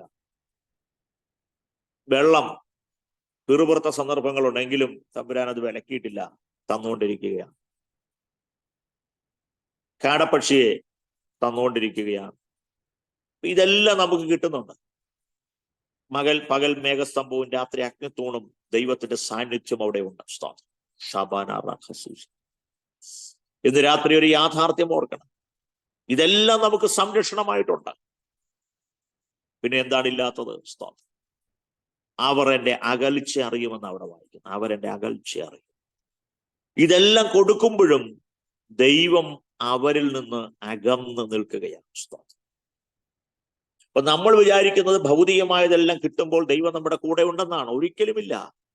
അത് ദൈവത്തിന്റെ വിശ്വസ്തതയാണ്. നാം അവിശ്വസ്തരായി പാർത്താലും ദൈവം നമ്മളോട് വിശ്വസ്തത പുലർത്തുന്നു. ദൈവത്തിന്റെ വിശ്വസ്തതയാണ്. എന്തെങ്കിലും ദാനധർമ്മങ്ങൾ നമുക്ക് ലഭിക്കുന്നുണ്ടെങ്കിൽ, നന്മകൾ ലഭിക്കുന്നുണ്ടെങ്കിൽ, കുഞ്ഞുങ്ങൾക്ക് വരുമാനമുണ്ടെങ്കിൽ, മാതാപിതാക്കൾക്ക് വരുമാനമുണ്ടെങ്കിൽ, ഭൗതിക കാര്യങ്ങൾക്കൊന്നും മുടക്കം കൂടാതെ നടക്കുന്നുണ്ടെങ്കിൽ അത് ദൈവത്തിന്റെ വിശ്വസ്തതയാണ്. ഓ, യേശുവിന്റെ നാമത്തിൽ ജയമെടുക്കും. ഇന്ന് രാത്രി ഒരു സത്യം മനസ്സിലാക്കണം. ദൈവം നമ്മുടെ കൂടെയുണ്ടോ? ദൈവം നമ്മുടെ കൂടെയുണ്ടോ? കൂടെ ഉണ്ടെങ്കിൽ തീർച്ചയായും നാം കൃതാർത്ഥരാണ്, ദൈവത്തിന്റെ മക്കളാണ്. ദൈവത്തിന്റെ സാന്നിധ്യം നമ്മുടെ കൂടെ ഇല്ലെങ്കിൽ, മോശ ഒരിക്കലും ഇങ്ങനെ പ്രാർത്ഥിച്ചു, യഹോവേ, നിന്റെ സാന്നിധ്യം എന്റെ കൂടെ വരുന്നില്ലെങ്കിൽ നീ എന്നെ അയക്കരുത്. ദൈവ സാന്നിധ്യം കൂടെ പോകുന്നില്ല എന്നൊരു ചിന്ത മോശയ്ക്ക് വന്നു. ജനത്തിന്റെ കൂടെ ദൈവ സാന്നിധ്യമില്ലെന്ന് മോശ തിരിച്ചറിഞ്ഞു.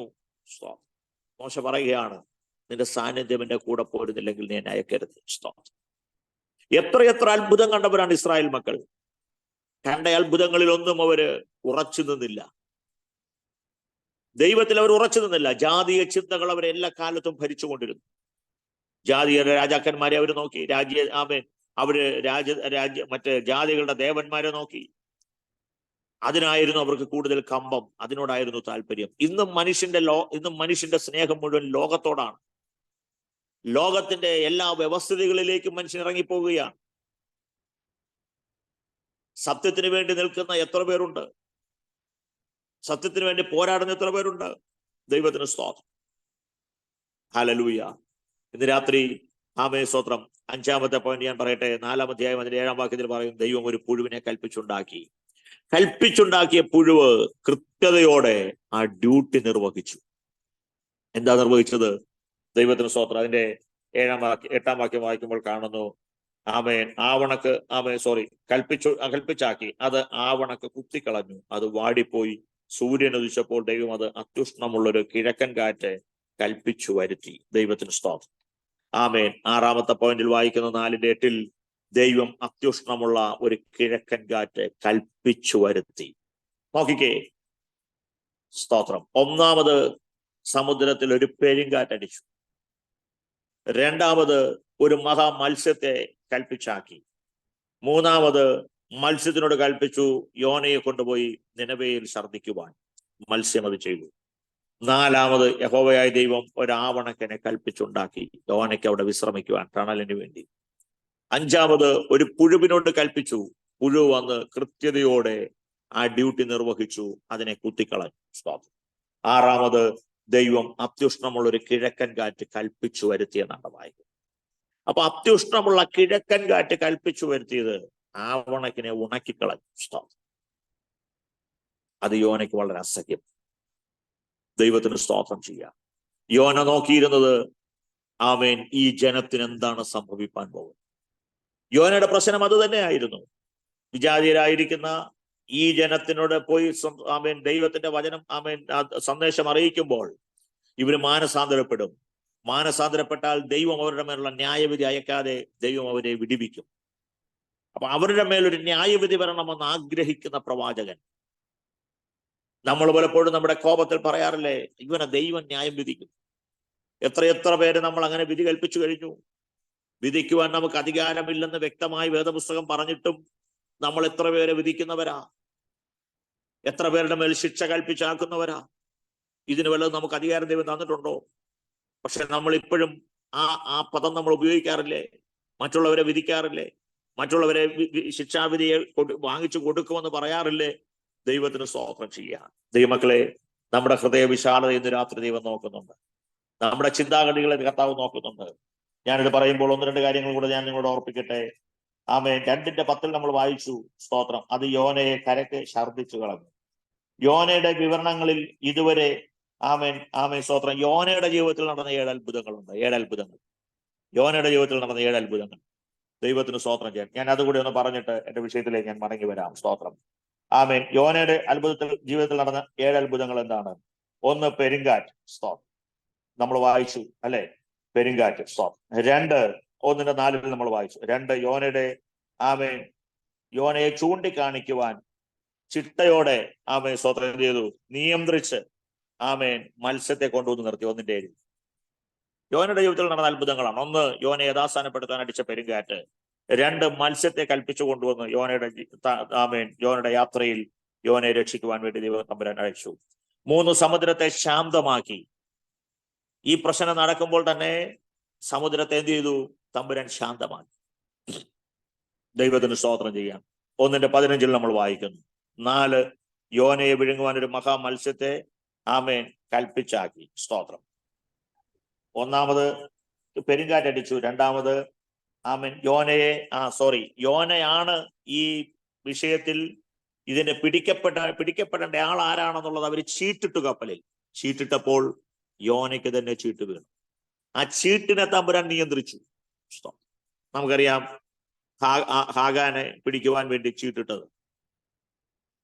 യോശുവയുടെ നേതൃത്വത്തിൽ വന്ന വിഷയത്തിൽ എരിഹോ മതിലിനെ ആമേൻ അവര് ദൈവസന്നിധിയിൽ ഒരുമനപ്പെട്ട് നിന്ന് അതിനെ തകർത്തു. ദൈവം തമ്പുരാൻ അവർക്ക് ജയം കൊടുത്തു. ഹായി പട്ടണം അത് നിസ്സാരമാണെന്ന് അവർ കരുതി. എരിഹോവിനെ വെച്ച് നോക്കിയപ്പോൾ ഹായി പട്ടണം നിസ്സാരമാണ്, നമുക്കത് പിടിച്ചടക്കാൻ പറ്റുമെന്ന് കരുതി. പക്ഷെ അവിടെ അവർ പരാജയപ്പെട്ടു. പതിയിരിപ്പ് ശക്തികൾ വന്ന് അവരെ പരാജയപ്പെടുത്തി. അവിടെ ദൈവസന്നിധിയിൽ നെടുമ്പാട് വീണ് യോശുവ കരയുന്നു. കാരണം നെടുമ്പാട് വീണ് കരയുമ്പോൾ ദൈവം തമ്പുരാൻ യോശുവയോട് സംസാരിക്കുകയാണ്. അങ്ങനെ ചീട്ടിട്ടു. ആമേൻ സ്തോത്രം. ഗോത്രങ്ങൾക്ക് ചീട്ടിട്ടു, കുലങ്ങൾക്ക് ചീട്ടിട്ടു, കുടുംബങ്ങൾക്ക് ചീട്ടിട്ടു. ചീട്ട് വന്ന് ആരെ പിടിച്ചു? ഹാഗാനെ പിടിച്ചു. ചീട്ടിനെ നിയന്ത്രിക്കുന്ന ഒരു ദൈവം തമ്പുരാൻ. ഇവിടെ യോനയെ പിടിക്കാൻ തക്കവണ്ണം ചീട്ടിനെ ദൈവം തമ്പുരാൻ നിയന്ത്രിച്ചു. 3 ആമേൻ നമ്മൾ വായിച്ചത്. സ്തോത്രം. 3 സമുദ്രത്തെ ശാന്തമാക്കി. 4 യോനയെ വിഴുങ്ങുവാൻ മഹാസമുദ്രത്തെ കൽപ്പിച്ചാക്കി. യോനയുടെ ജീവിതത്തിൽ നടന്ന അത്ഭുതങ്ങളാണ് ഞാൻ പറയുന്നത്. 5 3 ദിവസങ്ങൾ മത്സ്യത്തിന്റെ ഉള്ളിൽ അവനെ ജീവനോടെ ദൈവം സൂക്ഷിച്ചു. മത്സ്യത്തിന്റെ വയറ്റിലോട്ടൊക്കെ വിഴുങ്ങിക്കഴിഞ്ഞാൽ നിമിഷ നേരങ്ങൾ കൊണ്ട് അതിന്റെ ആഹാരമായി മാറേണ്ടതാണ്. സ്തോത്രം. ഈ കടലാന മത്സ്യത്തെ വിഴുങ്ങുന്നത് ഞാൻ കണ്ടിട്ടുണ്ട്. സ്തോത്രം. ഞാൻ പറഞ്ഞല്ലോ, ചേർത്തല താലൂക്കിൽ അർത്തുക്കൽ എന്ന് പറയുന്ന ഒരു ഗ്രാമത്തിലാണ് ഞാൻ ജീവിച്ചത്. കടലാന ഇങ്ങനെ വാവൊളിച്ച് നിൽക്കുമ്പോൾ കരയ്ക്കുന്നത് നോക്കിയാൽ ഒരു പാ കെട്ടിയ വള്ളം വരുന്നത് പോലെ തോന്നും. പണ്ട് ഇങ്ങനെ പാ കെട്ടിയായിരുന്നല്ലോ വള്ളമൊക്കെ ഓടിക്കുന്നത്, അത് എഞ്ചിനൊന്നും ഇല്ലായിരുന്ന കാലത്ത്. അതുപോലെ അതിന്റെ ഒരു ഭാഗം ഇങ്ങനെ കടൽ ഉയർന്നു നിൽക്കും. മീനുകൾ ഇതൊന്നും അറിയാതെ പാവം ഈ ആനയുടെ വായിലേക്ക് വന്നങ്ങ് കയറി കൊടുക്കും. കുറെ കഴിയുമ്പോൾ ഇത് വായടച്ചു കഴിയുമ്പോൾ ഇതിന്റെ 2 സൈഡിലും കൂടെ വെള്ളം പുറത്തേക്ക് പോകും. ഞാൻ പറഞ്ഞത് സ്തോത്രം, അതിന്റെ ആഹാരം പിടിക്കുകയാണ്. യോനയെ വിഴുങ്ങിയിട്ട് 3 ദിവസം യോന വയറ്റിനുള്ളിലിരുന്ന് യോന ആത്മാർത്ഥമായി ദൈവത്തോട് പ്രാർത്ഥിച്ചു. ആമേൻ. 5 3 ദിവസം മത്സ്യത്തിന്റെ ഉള്ളിലിരുന്നു എന്ന് ഞാൻ നിങ്ങളോട് ഓർപ്പിച്ചല്ലോ. 6 സ്തോത്രം. കരയിലേക്ക് അവനെ വഹിച്ചുകൊണ്ടു പോകുവാൻ മത്സ്യത്തെ നിമിത്തമാക്കി. വിഴുങ്ങിയത് മാത്രമല്ല, ദീർഘദൂരം കിലോമീറ്ററുകൾ യാത്ര ചെയ്ത് തന്നെ എവിടെ എത്തിക്കണമോ അവിടെ എത്തിക്കുവാൻ വേണ്ടി മത്സ്യത്തിനോട് തമ്പുരാൻ കൽപ്പിച്ചു കൊടുത്തു. സ്തോത്രം. ആമേൻ. 7 കാര്യം, ഉണങ്ങിയ കരയിലേക്ക് യോനയെ ഛർദ്ദിച്ചു കളയുവാൻ തമ്പുരാൻ മത്സ്യത്തിനോട് കൽപ്പിച്ചു. അങ്ങനെ 7 അത്ഭുതങ്ങൾ യോനയുടെ ജീവിതത്തിൽ ദൈവം ചെയ്തു. യോനയെ യഥാസ്ഥാനപ്പെടുത്തുവാൻ വേണ്ടി ദൈവത്തിന് സ്തോത്രം ചെയ്യുകയാണ്. ഹല്ലേലൂയ. ഞാൻ പറഞ്ഞല്ലോ, യോനയെ യഥാസ്ഥാനപ്പെടുത്തുവാൻ ദൈവം തമ്പുരാൻ ചെയ്ത കാര്യങ്ങൾ, യോനയെ പുറകോട്ട് പോയ യോനയെ തിരിച്ചു കൊണ്ടുവരുവാൻ ചെയ്ത കാര്യങ്ങളാണ്. 6 കാര്യങ്ങളാണ് ഞാൻ നിങ്ങളോട് പ്രാരംഭത്തിൽ വായിച്ചത്. ദൈവത്തിന് സ്തോത്രം. ചരിത്രത്തിൽ നമുക്ക് ആമേൻ കാണുവാൻ കഴിയുന്ന അശൂര്യരെ വളരെ നികൃഷ്ടമായ ഒരു ജാതിയായിട്ടാണ് ഇസ്രായേൽ കണ്ടത്. അതുകൊണ്ട് തന്നെയാണ് യോനയ്ക്ക് അങ്ങോട്ട് പോകുവാനുള്ള മനസ്സ് വരാതിരുന്നത്. സ്തോത്രം. ദൈവമക്കളെ, ഞാൻ ചോദിക്കട്ടെ, നമ്മുടെ ജീവിതത്തിൽ സ്തോത്രം, നമ്മൾ ഇഷ്ടപ്പെടാത്ത എന്തെല്ലാം കാര്യങ്ങൾ നമ്മുടെ ജീവിതത്തിൽ വരുന്നുണ്ട്. നമുക്ക് ഇഷ്ടപ്പെടാത്ത കാര്യങ്ങളെല്ലാം ദൈവത്തിന് ഇഷ്ടപ്പെട്ടതാണോ ഇല്ലയോ എന്നുള്ളത് നമ്മൾ പലപ്പോഴും ചിന്തിക്കാറില്ല. നമുക്ക് ഇഷ്ടപ്പെടാത്ത കാര്യങ്ങളിൽ ദൈവത്തിന്റെ ആ ഹൃദയത്തിന്റെ നിലവാരത്തെ കുറിച്ച് നമ്മൾ പലപ്പോഴും ചോദിക്കാറില്ല. ദൈവത്തിന് സ്തോത്രം. നമുക്ക് ഇഷ്ടപ്പെടാത്തതെല്ലാം നമ്മൾ വേണ്ട എന്ന് വെക്കുമ്പോൾ, നമുക്ക് ഇഷ്ടപ്പെടാത്തതെല്ലാം വേണ്ട എന്ന് വെച്ചിട്ട് ദൈവസന്നിധിയിൽ പ്രാർത്ഥിക്കുന്നവരാണ് നമ്മൾ. ഹല്ലേലൂയ. എന്നാൽ ഇന്ന് രാത്രി ഞാൻ നിങ്ങളോടൊരു കാര്യം ഓർപ്പിക്കാം. ദൈവത്തിന്റെ ഹിതമാണ് നമ്മുടെ ഹിതം. ദൈവത്തിന്റെ ഇഷ്ടമായിരിക്കണം നമ്മുടെ ഇഷ്ടം. ദൈവത്തിന്റെ വഴിയായിരിക്കണം നമ്മുടെ വഴി. നമ്മുടെ വഴി പോയിട്ട് നമ്മൾ ദൈവത്തെ നമ്മുടെ വഴിയിലേക്ക് കൊണ്ടുവരുവാൻ എത്ര ദിനരാത്രങ്ങൾ നമ്മൾ പ്രാർത്ഥിച്ചാലും ഒരിക്കലും ദൈവത്തിന് ആ വഴി വരുവാൻ കഴിയത്തില്ല. അതുകൊണ്ട് പ്രവാചകൻ നമ്മളോട് ഓർപ്പിക്കുന്നത്, എൻ്റെ വഴികളല്ല നിങ്ങളുടെ വഴികൾ, നിങ്ങളുടെ വഴികളല്ല എൻ്റെ വഴികൾ, നിങ്ങളുടെ വിചാരങ്ങളല്ല എൻ്റെ വിചാരങ്ങൾ. സ്തോത്രം. നമുക്ക് അനേക വിചാരങ്ങളുണ്ടാകും, അനേക കാര്യങ്ങൾ, പദ്ധതികൾ ഉണ്ടാകാം, പ്ലാനുകൾ ഉണ്ടാകാം, ഒക്കെ നല്ലതാണ്. ജീവിതത്തിൽ പ്ലാനുകളും പദ്ധതികളും ഒക്കെ ആവിഷ്കരിക്കുന്നത് നല്ലതാണ്. ജീവിതത്തിൽ ഒരു പ്ലാൻ ചെയ്ത് മുമ്പോട്ട് പോകുന്നത് നല്ലതാണ്. ലോക മനുഷ്യരെ പോലെ പല കാര്യങ്ങളും നമ്മൾ ചിന്തിക്കുന്നവരായിരിക്കാം, തീരുമാനിക്കുന്നവരായിരിക്കാം. പക്ഷെ ഇന്ന് രാത്രി ദൈവത്തിൽ ആശ്രയിക്കുന്ന ഒരു ഭക്തനെ സംബന്ധിച്ച് ദൈവത്തിന് സ്തോത്രം. നിനവയിലിരിക്കുന്ന കെരീത്തിലിരിക്കുന്ന ഏലിയാവിന് ചില നാളുകൾ കഴിഞ്ഞപ്പോൾ തോട് പറ്റി കാക്കിട വരവ് നിന്നു. ഇനി എന്തു ചെയ്യുമെന്നറിയാതെ ഭാരപ്പെട്ടപ്പോൾ സോർ സീദോൻ പ്രവിശ്യയിൽ സരാഫാത്ത് എന്ന് പറയുന്ന ആ പ്രദേശത്തേക്ക്, അവിടെ ഒരു സ്തോത്രം സിറോഫോനീക്യ ജാതിയിൽപ്പെട്ട ഒരു വിധവയോട് തമ്പുരാൻ കൽപ്പിച്ചാക്കി. എന്തിനാ? തന്റെ ഭക്തൻ അങ്ങോട്ട് വരും. സ്തോത്രം. ഞാൻ അവളോട് കൽപ്പിച്ചിട്ടുണ്ട്. അന്ന് എത്രയോ വിധവമാർ ഇസ്രായേലിൽ ഉണ്ടായിരുന്നു. യേശു കർത്താവ് പറഞ്ഞു, അവരുടെ ഒരു അടുക്കലേക്ക് ഒന്നും അയക്കാതെ ദൈവം ആ സോർ സീദോൻ പ്രദേശത്തിലേക്ക്, ആ സരാഫാത്തിലേക്ക് തന്റെ ദാസനായ ഏലിയാവിനെ പറഞ്ഞു വിടുകയാണ്. ദൈവിക പദ്ധതി അതാണ്. നമ്മൾ വിചാരിക്കുന്നതിനുമൊക്കെ എത്രയോ വ്യത്യസ്തമായിട്ടാണ് ദൈവം ചെയ്യുന്നത്. ഇന്ന് രാത്രി നിങ്ങൾ പ്രതീക്ഷിക്കാത്ത ചില അത്ഭുതങ്ങൾ, നിങ്ങൾ പ്രതീക്ഷിക്കാത്ത ചില വഴികൾ, നിങ്ങൾ പ്രതീക്ഷിക്കാത്ത ചില ബന്ധങ്ങൾ, നിങ്ങൾ കാണാത്ത ചില വ്യക്തി ജീവിതങ്ങൾ ഒരുക്കി തരുവാൻ ദൈവം വിശ്വസ്തനാണ്. ദൈവത്തിന് സ്തോത്രം. ഒരുപക്ഷെ തകർന്ന ഹൃദയത്തോടു കൂടിയായിരിക്കാം, ക്ഷീണിച്ചിരിക്കുന്ന മനസ്സോടു കൂടിയായിരിക്കാം ഈ രാത്രിയിൽ പ്രയർ മീറ്റിങ്ങുകളിൽ നിങ്ങൾ കടന്നു വന്നിരിക്കുന്നത്. ലോകത്തിൽ അനവധി സംഭവങ്ങൾ നമ്മളെ തളർത്തി കളയുന്നതാണ്. പ്രതീക്ഷകളെ മങ്ങിപ്പോകുന്ന അവസ്ഥകൾ പലതും നമ്മുടെ ചുറ്റുപാടുമുണ്ട്. പക്ഷെ ചുറ്റുപാട് നോക്കിയോ സാഹചര്യങ്ങൾ നോക്കിയോ അല്ല ഇന്ന് രാത്രി വിശ്വസിക്കേണ്ടത്. വിളിച്ച ദൈവം വിശ്വസ്തനാണ്. അവൻ വാക്കു പറഞ്ഞാൽ മാറാത്തവനാണ്. നാം ഇഷ്ടമില്ലാത്ത വഴികളിലൂടെ പോയാലും അവിടുന്ന് മടക്കി ദൈവിക പദ്ധതിയിലേക്ക് മടക്കി കൊണ്ടുവരുവാൻ ഇന്ന് രാത്രി ദൈവം വിശ്വസ്തനാണ്. ദൈവത്തിന് സ്തോത്രം ചെയ്യുക.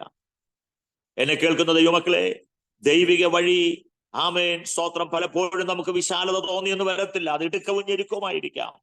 അത് ആത്മീയതയുടെ തൊട്ടുമുടിയിൽ നമ്മളെ നിലനിർത്തുവാൻ വേണ്ടിയാണെന്നുള്ള സത്യം ഇന്ന് രാത്രി മറന്നു പോകരുത്. ആത്മീയത വിട്ടുള്ള യാത്രകളൊന്നും ദൈവത്തിന് ഇഷ്ടമില്ല. ദൈവം ആഗ്രഹിക്കുന്ന ദൈവിക പദ്ധതികളിൽ കൂടെ യാത്ര ചെയ്യണമെന്നാണ്, ദൈവിക വിചാരത്തിൽ കൂടെ യാത്ര ചെയ്യുമെന്നാണ്, ദൈവത്തിന്റെ വഴികളിലൂടെ യാത്ര ചെയ്യണമെന്നാണ്. അങ്ങനെ പോകുന്ന ഒരു ഭക്തനെ അത് പോയില്ല എങ്കിൽ അവിടുന്ന് മടക്കി കൊണ്ടുവരുവാൻ ദൈവം വിശ്വസ്തനാണ്. അതിലൊരു ഉദാഹരണമാണ് ഞാൻ പത്രോസിന്റെ കാര്യം നിങ്ങളോട് പറഞ്ഞത്. രണ്ടാമത് ഞാൻ നിങ്ങളോട് പറഞ്ഞ യോനയുടെ കാര്യം. സ്തോത്രം. സാരാഫാത്തിലെ വിധവയുടെ വീട്ടിൽ പോയി ആഹാരം കഴിക്കുവാൻ ഏലിയാവിന് ഇഷ്ടമുണ്ടായിട്ടല്ല ദൈവം അവനെ അങ്ങോട്ട് അയച്ചത്. സ്തോത്രം. അവിടെ ദൈവത്തിന് ചിലത് ചെയ്യുവാനുണ്ട്. ദൈവത്തിന്റെ വിശ്വസ്തതയാണ്. ഇന്ന് രാത്രി ഞാൻ നിങ്ങളോട് ഓർപ്പിക്കട്ടെ. സ്തോത്രം. ഏലിയാവ് സ്തോത്രം. എന്തിനു വേണ്ടിയാണ് ഏലിയാവ് അങ്ങോട്ട് പോയത്? ഏലിയാവ് ഈ ധീരതയോടെ ആഹാബിന്റെ മുമ്പിൽ നിന്ന് ആഹാബിന്റെ മുമ്പിൽ ഏലിയാവ് വളരെ ധീരനായിരുന്നു. ആ പ്രതികൂല സമയങ്ങളിൽ, പ്രതിസന്ധി സമയങ്ങളിൽ ഇസ്രായേലിന്റെ ദൈവ നമ്മളിങ്ങനെയാണ് വായിക്കുന്നത്. 1 രാജാക്കന്മാർ 17-ാം അധ്യായം അതിന്റെ 1 മുതൽ വായിക്കുമ്പോൾ തിശ്ബിയിൽ നിന്നുള്ള തിശ്ബിനായ ഏലിയാവ്, തിശ്ബിയിൽ നിന്നുള്ള അവൻ ഉറപ്പും ധൈര്യമുള്ളവനായിരുന്നു. മാതാപിതാക്കളെ കുറിച്ച് അവിടെ ഒന്നും പറയുന്നില്ല. പേരോ മറ്റു കുടുംബ പശ്ചാത്തലങ്ങളൊന്നും പറയുന്നില്ല. എന്നാൽ അവിടെ നമ്മൾ വായിക്കുന്നത് ഇങ്ങനെയാണ്: ഉറപ്പും ധൈര്യമുള്ള ഏലിയാവ്. പക്ഷെ ചില നാളുകൾ കഴിഞ്ഞപ്പോൾ കേവലം ഒരു സ്ത്രീയുടെ വാക്കിന്റെ മുമ്പിൽ ഏലിയാവ് തളർന്നുപോയി.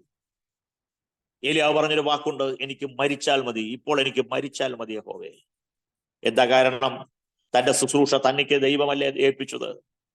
ദൈവമല്ലേ അവനെ ആയുസ് വെച്ചിരിക്കുന്നത്? ദൈവമല്ലേ അവനെ ശുശ്രൂഷ ഏൽപ്പിച്ചത്?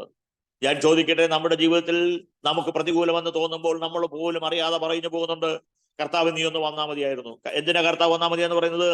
ബാക്കി ഈ ലോകത്തിലുള്ള 750 അല്ലെങ്കിൽ 800 കോടി ജനങ്ങളെ കുറിച്ചും അല്ല നമ്മൾ ചിന്തിക്കുന്നത്. നമ്മൾ നമ്മുടെ പ്രശ്നം മാത്രമാണ് ചിന്തിക്കുന്നത്.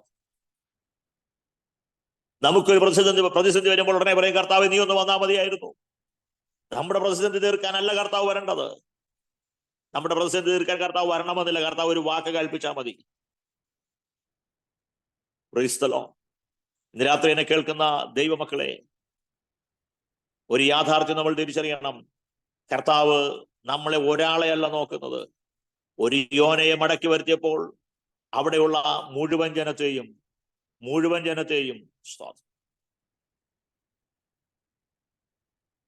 ഹല്ലേലൂയ 1,20,000 പേരെയും രക്ഷിക്കണമെന്നുള്ള ദൈവത്തിന്റെ പദ്ധതിയായിരുന്നു അത്. അങ്ങനെയാണെങ്കിൽ ആമേൻ, ദൈവത്തിന് സ്തോത്രം. അത്രയും ജനങ്ങളെ വിടുവിക്കാൻ ഒരു യോനയെ ദൈവത്തിന് ഉപയോഗിക്കണമെന്ന് ദൈവം തീരുമാനിച്ചാൽ അതിനെ തടഞ്ഞു വെക്കുവാൻ ആരെ കൊണ്ട് കഴിയത്തില്ല. ഇന്ന് രാത്രി നിങ്ങളിൽ പലരെയും ദൈവം ശ്രേഷ്ഠമായി കാണുന്നു. നിങ്ങളുടെ തലമുറകളെ കുറിച്ച് ദൈവത്തിന് പദ്ധതിയുണ്ട്. നിങ്ങളുടെ ആമേൻ കുടുംബത്തെ കുറിച്ച് ദൈവത്തിന് പദ്ധതിയുണ്ട്. ദൈവിക പദ്ധതിയിൽ ശക്തമായി ഉപയോഗിക്കപ്പെടേണ്ടവർ, ദൈവിക തീരുമാനങ്ങൾ നിവർത്തിക്കപ്പെടേണ്ടവർ. ഞാൻ പറഞ്ഞത് ഒരു സുവിശേഷം പ്രസംഗിക്കുന്നത് മാത്രമല്ല. കർത്താവിന്റെ വയലിൽ അനേക ശുശ്രൂഷകൾ നമുക്കുണ്ട്. കർത്താവിന്റെ വയലിൽ ചെയ്യുവാനും ചെയ്തു തീർക്കുവാനും ഇനി എത്രയോ കാര്യങ്ങൾ നമ്മളെ ഏൽപ്പിച്ചിരിക്കുന്നു. സ്വന്തം കാര്യം മാത്രം നോക്കി ജീവിതത്തിൽ മുമ്പോട്ട് പോകുന്നവരോട് ഇന്ന് രാത്രി എനിക്ക് നിങ്ങളോട് പറയുവാനുള്ളത്, ദൈവത്തിന് സ്തോത്രം ചെയ്യുകയാണ്. ദൈവത്തിന് അനവധിയായ കാര്യങ്ങൾ നമ്മുടെ ജീവിതത്തിൽ ചെയ്യുവാനുണ്ട്. നാം നമ്മുടെ ദൈവിക പദ്ധതികളിലേക്കൊന്ന് മടങ്ങി വരണം. ദൈവിക ആലോചനയിലേക്ക് ഇന്ന് രാത്രി മടങ്ങി വരണം. കേവലം ഞാൻ എല്ലാ ദിവസവും പ്രാർത്ഥനാ ഗ്രൂപ്പിൽ കയറുന്നുണ്ടെന്ന് പറഞ്ഞ് സംതൃപ്തനായി മുമ്പോട്ട് പോകാനല്ല. അതും ദൈവിക ശുശ്രൂഷയുടെ ഒരു ഭാഗമാണ്, അല്ലെന്ന് ഞാൻ പറയുന്നില്ല. എന്നാൽ അതിനപ്പുറത്തേക്ക് ഇനി എന്തെങ്കിലും ഉണ്ടോ എന്ന് ഇന്ന് രാത്രി ഒന്ന് ചിന്തിക്കുന്നത് നല്ലതാ.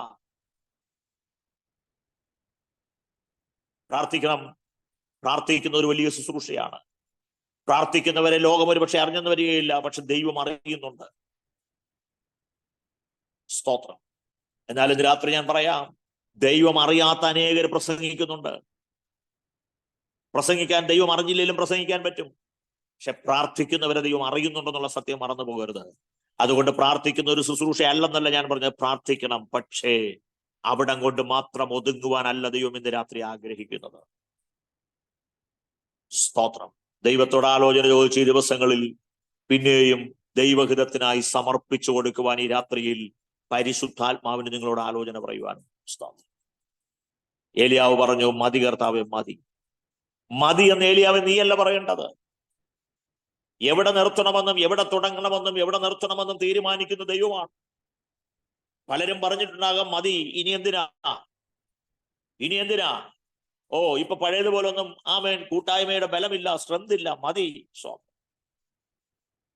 തീരുമാനിക്കുന്ന ദൈവമാണ്. സ്തോത്രം. ആ ഏലിയാവിന് ഇന്നും മരിക്കുവാൻ ഭാഗ്യം ലഭിച്ചിട്ടില്ല. രാജാക്കന്മാരുടെ പുസ്തകത്തിൽ നമ്മൾ വായിക്കുന്നത്, മതി യഹോവേ മതി എന്ന് പറയുന്ന ഒരു ഏലിയാവിനെയാണെങ്കിൽ നമുക്കറിയാം, അഗ്നിരഥങ്ങളും അഗ്നേശ്വങ്ങളും ഇറങ്ങി വന്ന് തന്റെ ഭക്തനെ ഇവിടുന്ന് എടുത്തുകൊണ്ടുപോയി. മരണം കാണാതെയാണ് ഏലിയാവ് എടുക്കപ്പെട്ടത്. സ്തോത്രം. ഞാൻ ചോദിക്കട്ടെ, ഹല്ലേലൂയ, കേവലം ഒരു സ്ത്രീയുടെ വാക്കിന്റെ മുമ്പിൽ പതറിപ്പോയ ഏലിയാവ്, മടുത്തുപോയ ഏലിയാവ്, മരിച്ചാൽ മതി എന്ന് പറഞ്ഞ് ചൂരച്ചിലിയുടെ തണലിൽ കിടക്കുന്ന ഏലിയാവ്. സ്തോത്രം. എല്ലാം അവസാനിച്ചെന്ന് ചിന്തിക്കുമ്പോൾ അവസാനിച്ചില്ല ഏലിയാവേ, ഇനിയാണ് ചിലത് തുടങ്ങുവാനായിട്ട് പോകുന്നത്. ഇന്ന് രാത്രി എന്നെ കേൾക്കുന്ന ദൈവമക്കളെ, നിങ്ങളുടെ ജീവിതത്തിൽ എല്ലാം അവസാനിച്ചുവെന്നല്ല ഇന്ന് രാത്രി എഴുതി തീർക്കേണ്ടത്. ചിലതിന്റെ തുടക്കമാണെന്ന് ഇന്ന് രാത്രി മറന്നു പോകരുത്. ചില പ്രതിസന്ധികളുടെ വക്കിലാണ് നിങ്ങൾ നിൽക്കുന്നത്. എന്നാൽ ആ പ്രതിസന്ധികൾക്ക് വിരാമമുണ്ട്, അതിനൊരു അവസാനമുണ്ട്, അതിനൊരു അറുതിയുണ്ട്. ഇവിടം കൊണ്ട് അത് അവസാനിക്കുന്നില്ല, ഇതിനപ്പുറത്തേക്ക് ചിലത് ആരംഭിക്കുവാൻ പോകുകയാ. ദൈവത്തിന് നന്ദിയോടെ സ്തോത്രം ചെയ്യുക. ആമേൻ, ഹല്ലേലൂയ. എന്നാൽ ആമേൻ, സ്തോത്രം, ഹല്ലേലൂയ. ഇവിടെ നമ്മൾ വായിക്കുമ്പോൾ ആമേൻ ഇങ്ങനെയാണ് കാണുന്നത്. ആമേൻ ഒന്നും ആമേൻ കണ്ടിട്ടല്ല, ദൈവം സ്വർഗത്തിൽ ആമേൻ ഇരുന്ന് ഇത് കണ്ടിട്ട് ഏലിയാവ് ഇത് പറയുമ്പോൾ എന്റെ ചിന്ത, ദൈവം സ്വർഗത്തിൽ ഇരുന്ന് എന്ത് ചെയ്യുകയാണ്? ചിരിക്കുകയാണ്. ദൈവത്തിന് സ്തോത്രം. എന്താ കാരണം? ദൈവിക പദ്ധതികളെ തിരിച്ചറിയാതെ പറയുന്നൊരു കാര്യം. സ്തോത്രം. ഒരിക്കൽ ഒരു കഥ ഇങ്ങനെ ഞാൻ വായിച്ചിട്ടുണ്ട്. സ്തോത്രം.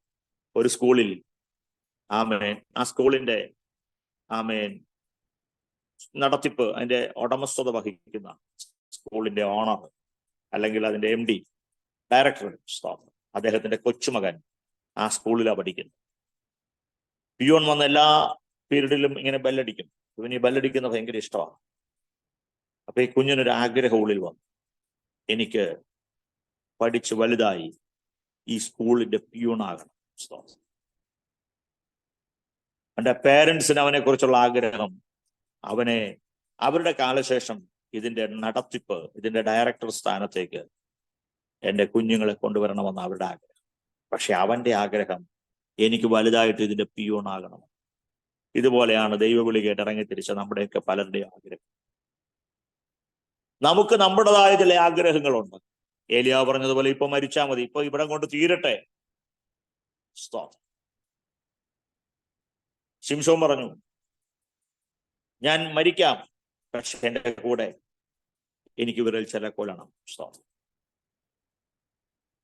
ശിംശോൻ അതുവരെ ചെയ്തതിനേക്കാളും വലിയ കാര്യം അന്ന് രാത്രി ആ സമയത്ത് ചെയ്തു. പക്ഷെ അതോടുകൂടി ആ ഭക്തന്റെ ജീവിതം അവസാനിക്കുകയായിരുന്നു. എന്നാൽ ഇന്ന് രാത്രി ഞാൻ പറയാം, ദൈവത്തിന് സ്തോത്രം. എന്നെ നിങ്ങളെ വിളിച്ചൊരു ദൈവമുണ്ട്. വിളിച്ച നാളിൽ ദൈവം ചില പദ്ധതികൾ ആവിഷ്കരിച്ചാ വിളിച്ചത്. ലോകസ്ഥാപനത്തിനു മുമ്പേ. എന്നെ കേൾക്കുന്ന പ്രിയ മാതാവേ, പിതാവേ, സഹോദരി, സഹോദര, കുഞ്ഞുങ്ങളെ, നിങ്ങളെക്കുറിച്ച് ദൈവത്തിന് വലിയ പദ്ധതികളുണ്ട് എന്ന യാഥാർത്ഥ്യം മറന്നു പോകരുത് കേട്ടോ. സ്തോത്രം. ആമേൻ, ഹല്ലേലൂയ. ദൈവം സ്വർഗത്തിൽ ഇരുന്ന് ചിരിക്കുക. ഞാൻ പറഞ്ഞതുപോലെ പിയോണാകണമെന്നല്ല കുഞ്ഞാഗ്രഹിക്കേണ്ടത്. പക്ഷെ അവന്റെ പേരൻസിന്റെ ആഗ്രഹം എന്താന്ന് അവൻ തിരിച്ചറിയുന്നില്ല. ദൈവത്തിന് നമ്മളെ കുറിച്ചൊരു പദ്ധതി ഉണ്ടെന്ന് നമ്മൾ തിരിച്ചറിയണം. നമ്മുടെ ഇഷ്ടങ്ങൾ മാത്രം പ്രാർത്ഥിച്ച് മുമ്പോട്ട് പോവുകയല്ല. നമുക്ക് നമ്മുടെ പരിമിതികൾ വെച്ച് നമ്മൾ പ്രാർത്ഥിക്കുകയല്ല. പരിമിതികൾക്കപ്പുറമായി ദൈവം നിന്നെ വിളിച്ചു എന്നുള്ളതിന് ചില സൈൻ ബോർഡുകൾ ഈ ദിവസങ്ങളിൽ നീ പ്രാപിക്കാൻ പോകുകയാണ്. ദൈവത്തിന്റെ വിശ്വസ്തതയുടെ കരം നിനക്ക് വേണ്ടി വെളിപ്പെടാൻ പോകുകയാണ്. ദൈവത്തിന് സ്തോത്രം ചെയ്യുകയാണ്. ഹല്ലേലൂയ. കാലങ്ങളെയും കാലഗതികളെയും വിവേചിക്കുന്ന ആമേൻ പരിശുദ്ധാത്മാവിന്റെ വിവേചനം ഇന്ന് രാത്രി പ്രാപിച്ചിട്ടുണ്ടെങ്കിൽ നിശ്ചയമായും വരുവാൻ പോകുന്ന ചിലതിനെ കുറിച്ച് പരിശുദ്ധാത്മാവ് ഇന്ന് രാത്രി നിന്നോട് വെളിപ്പെടുത്തും. സ്തോത്രം. തകർത്ത് കളയുവാനല്ല ദൈവം വിളിച്ചത്. ഒടുക്കി കളയുവാനല്ല ദൈവം വിളിച്ചത്. മറ്റുള്ളവരുടെ മുമ്പിൽ നിന്നെ നിന്ദാപാത്രമാക്കുവാനല്ല ദൈവം വിളിച്ചത്. നീ ഒരു പരിഹാസ വിഷയമായി തീർന്നു പോകാനല്ല ദൈവം നിന്നെ വിളിച്ചത്. ദൈവത്തിന് സ്തോത്രം ചെയ്യുക. കുശവന്റെ കയ്യിലിരിക്കുന്ന കളിമണ്ണ് പോലെ ദൈവത്തിന് നിന്നെ പണിയുവാനുണ്ട്. അവൻ അത് ഉടച്ചു കളഞ്ഞാലും ചോദ്യം ചെയ്യാൻ ആരുമില്ല.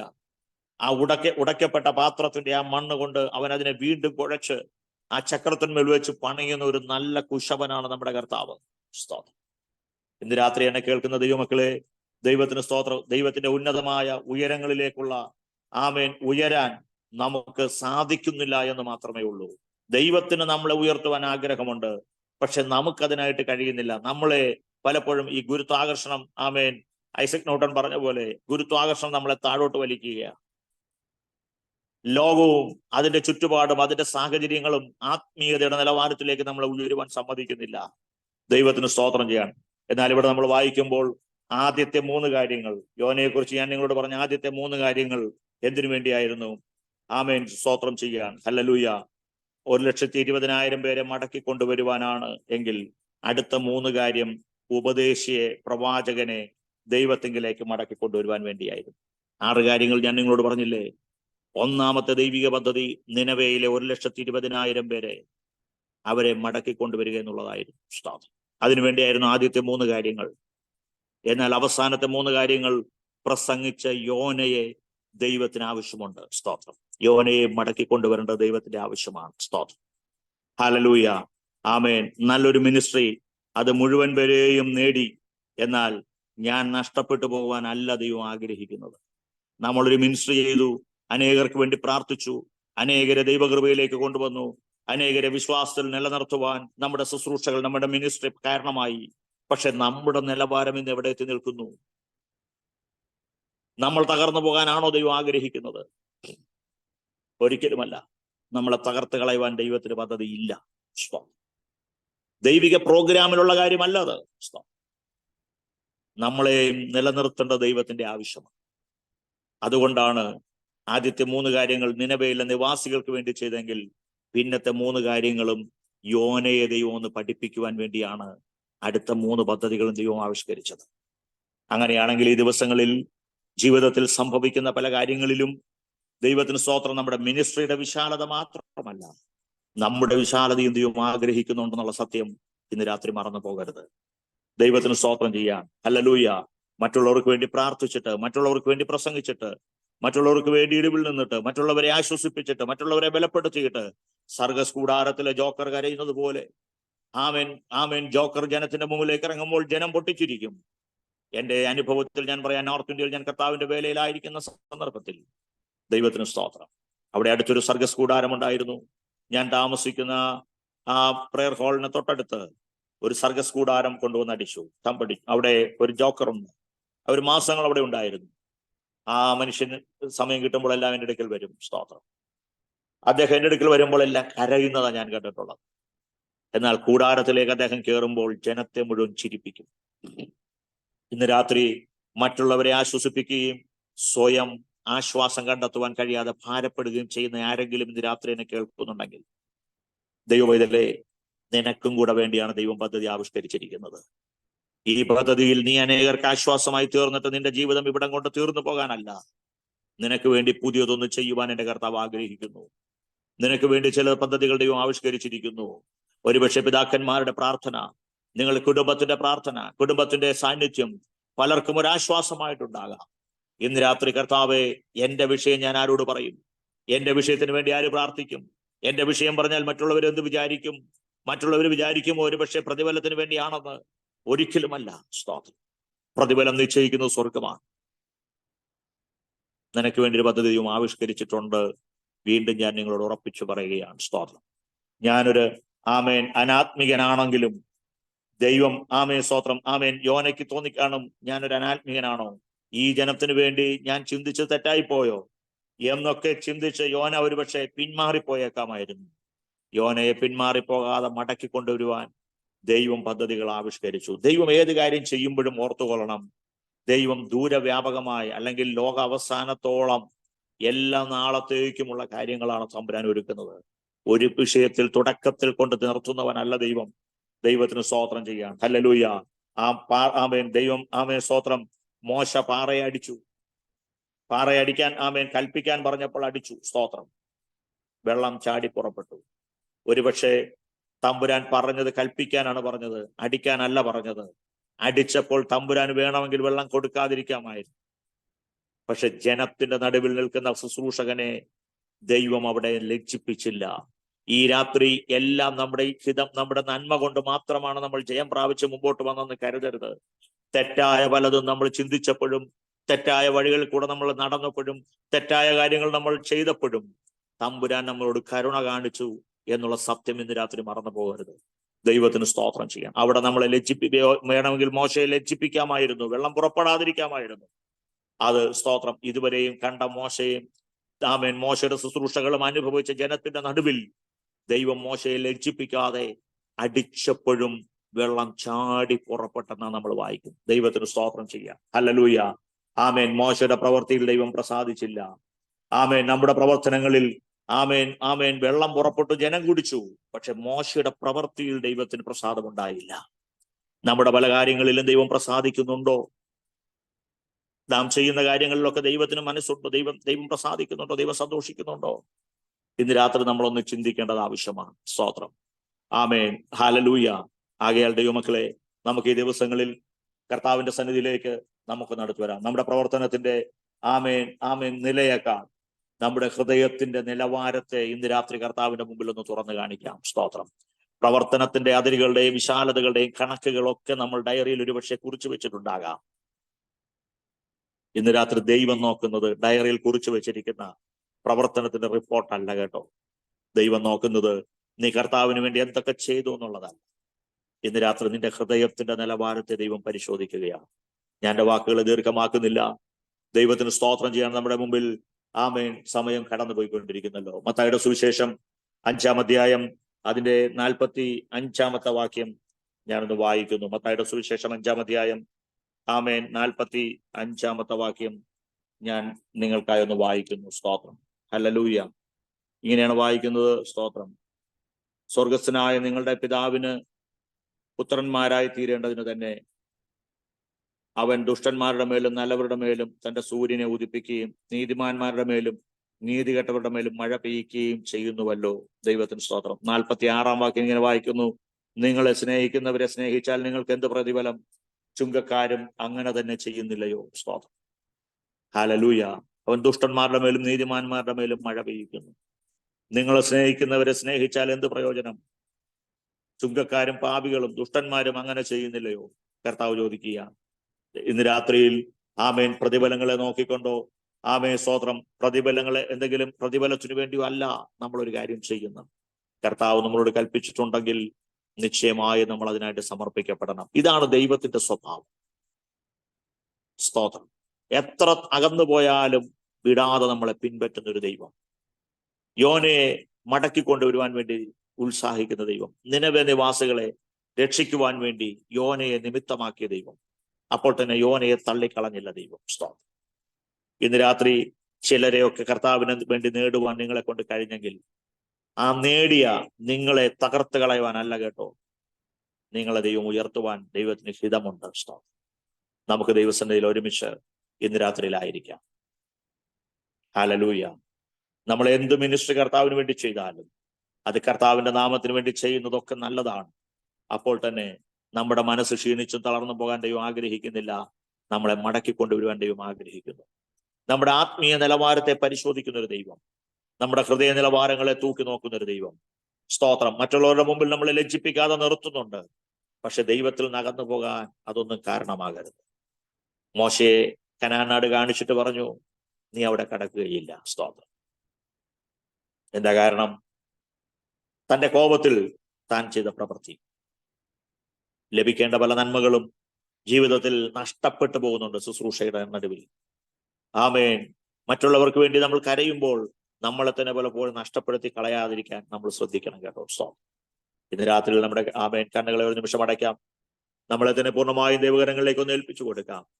സ്വർഗത്തിലെ വലിയവനായ ദൈവം നമുക്ക് വേണ്ടി ചെയ്യുന്ന അതിമഹത്വരമായ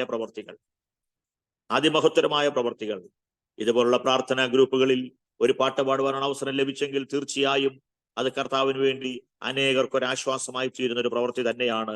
അതിൽ മടുത്തു പോകരുത്. സ്തോത്രം. ക്ഷീണിച്ചു പോകരുത്. പ്രാർത്ഥിക്കുവാനാണ് അവസരം ലഭിച്ചെങ്കിൽ നിശ്ചയമായും ദൈവം ഏൽപ്പിച്ചൊരു ശുശ്രൂഷയാണ്.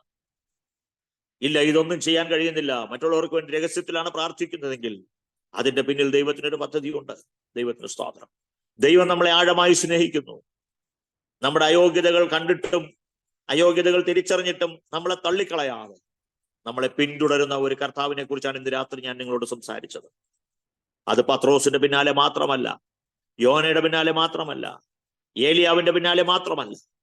ഇന്ന് രാത്രി എന്നെ കേൾക്കുന്ന വാത്സല്യ സഹോദരങ്ങളെ, നമ്മുടെ ഓരോരുത്തരുടെയും പിന്നാലെ ആ കർത്താവിന്റെ സാന്നിധ്യമുണ്ട്, കർത്താവിന്റെ കരമുണ്ട്. അവന്റെ മഹത്വം നമുക്ക് വേണ്ടി വെളിപ്പെടുക തന്നെ ചെയ്യും. ആകയാൽ ഇന്ന് രാത്രി പ്രത്യാശയോടെ, ആമേൻ, പ്രതീക്ഷയോടെ, പ്രാർത്ഥനയോടെ നമ്മളെ തന്നെ ദൈവസന്നിധിയിലേക്കൊന്ന് ഏൽപ്പിച്ചു കൊടുക്കാം. ആമേൻ. ദൈവകരങ്ങളിലേക്കൊന്ന് ഏൽപ്പിച്ചു കൊടുക്കാം. ദൈവത്തിന്റെ പ്രവൃത്തിക്കായി നമ്മുടെ ഹൃദയങ്ങളെ ഒന്ന് ഒരുക്കാം. നിരാശകൾ മാറ്റിവെച്ച് ദൈവസന്നിധിയിൽ ഉണരാം. നമുക്ക് ഒരുമിച്ച് കർത്താവിന്റെ സന്നിധിയിൽ മുന്നേറാം എന്ന് പറഞ്ഞുകൊണ്ട് അവസരമൊരുക്കിയ ആമേൻ സ്തോത്രം രഹബോത്ത് പ്രയർ മിനിസ്ട്രിയോടുള്ള എന്റെ നന്ദിയും കടപ്പാടും അറിയിക്കുന്നു. ആമേൻ. എന്നെ ഇതിലേക്ക് ആമേൻ സ്തോത്രം ഇൻട്രൊഡ്യൂസ് ചെയ്ത സഹോദരി ഫേബയോടും അതുപോലെ എന്നെ ക്ഷണിച്ച ജെസ്സി സിസ്റ്ററിനോടും നന്ദി അറിയിച്ചുകൊണ്ട് ഞാൻ എന്റെ വാക്കുകളെ ചുരുക്കുന്നു. ഈ വചനങ്ങളാൽ ദൈവം നമ്മളെ അനുഗ്രഹിക്കുമാർ.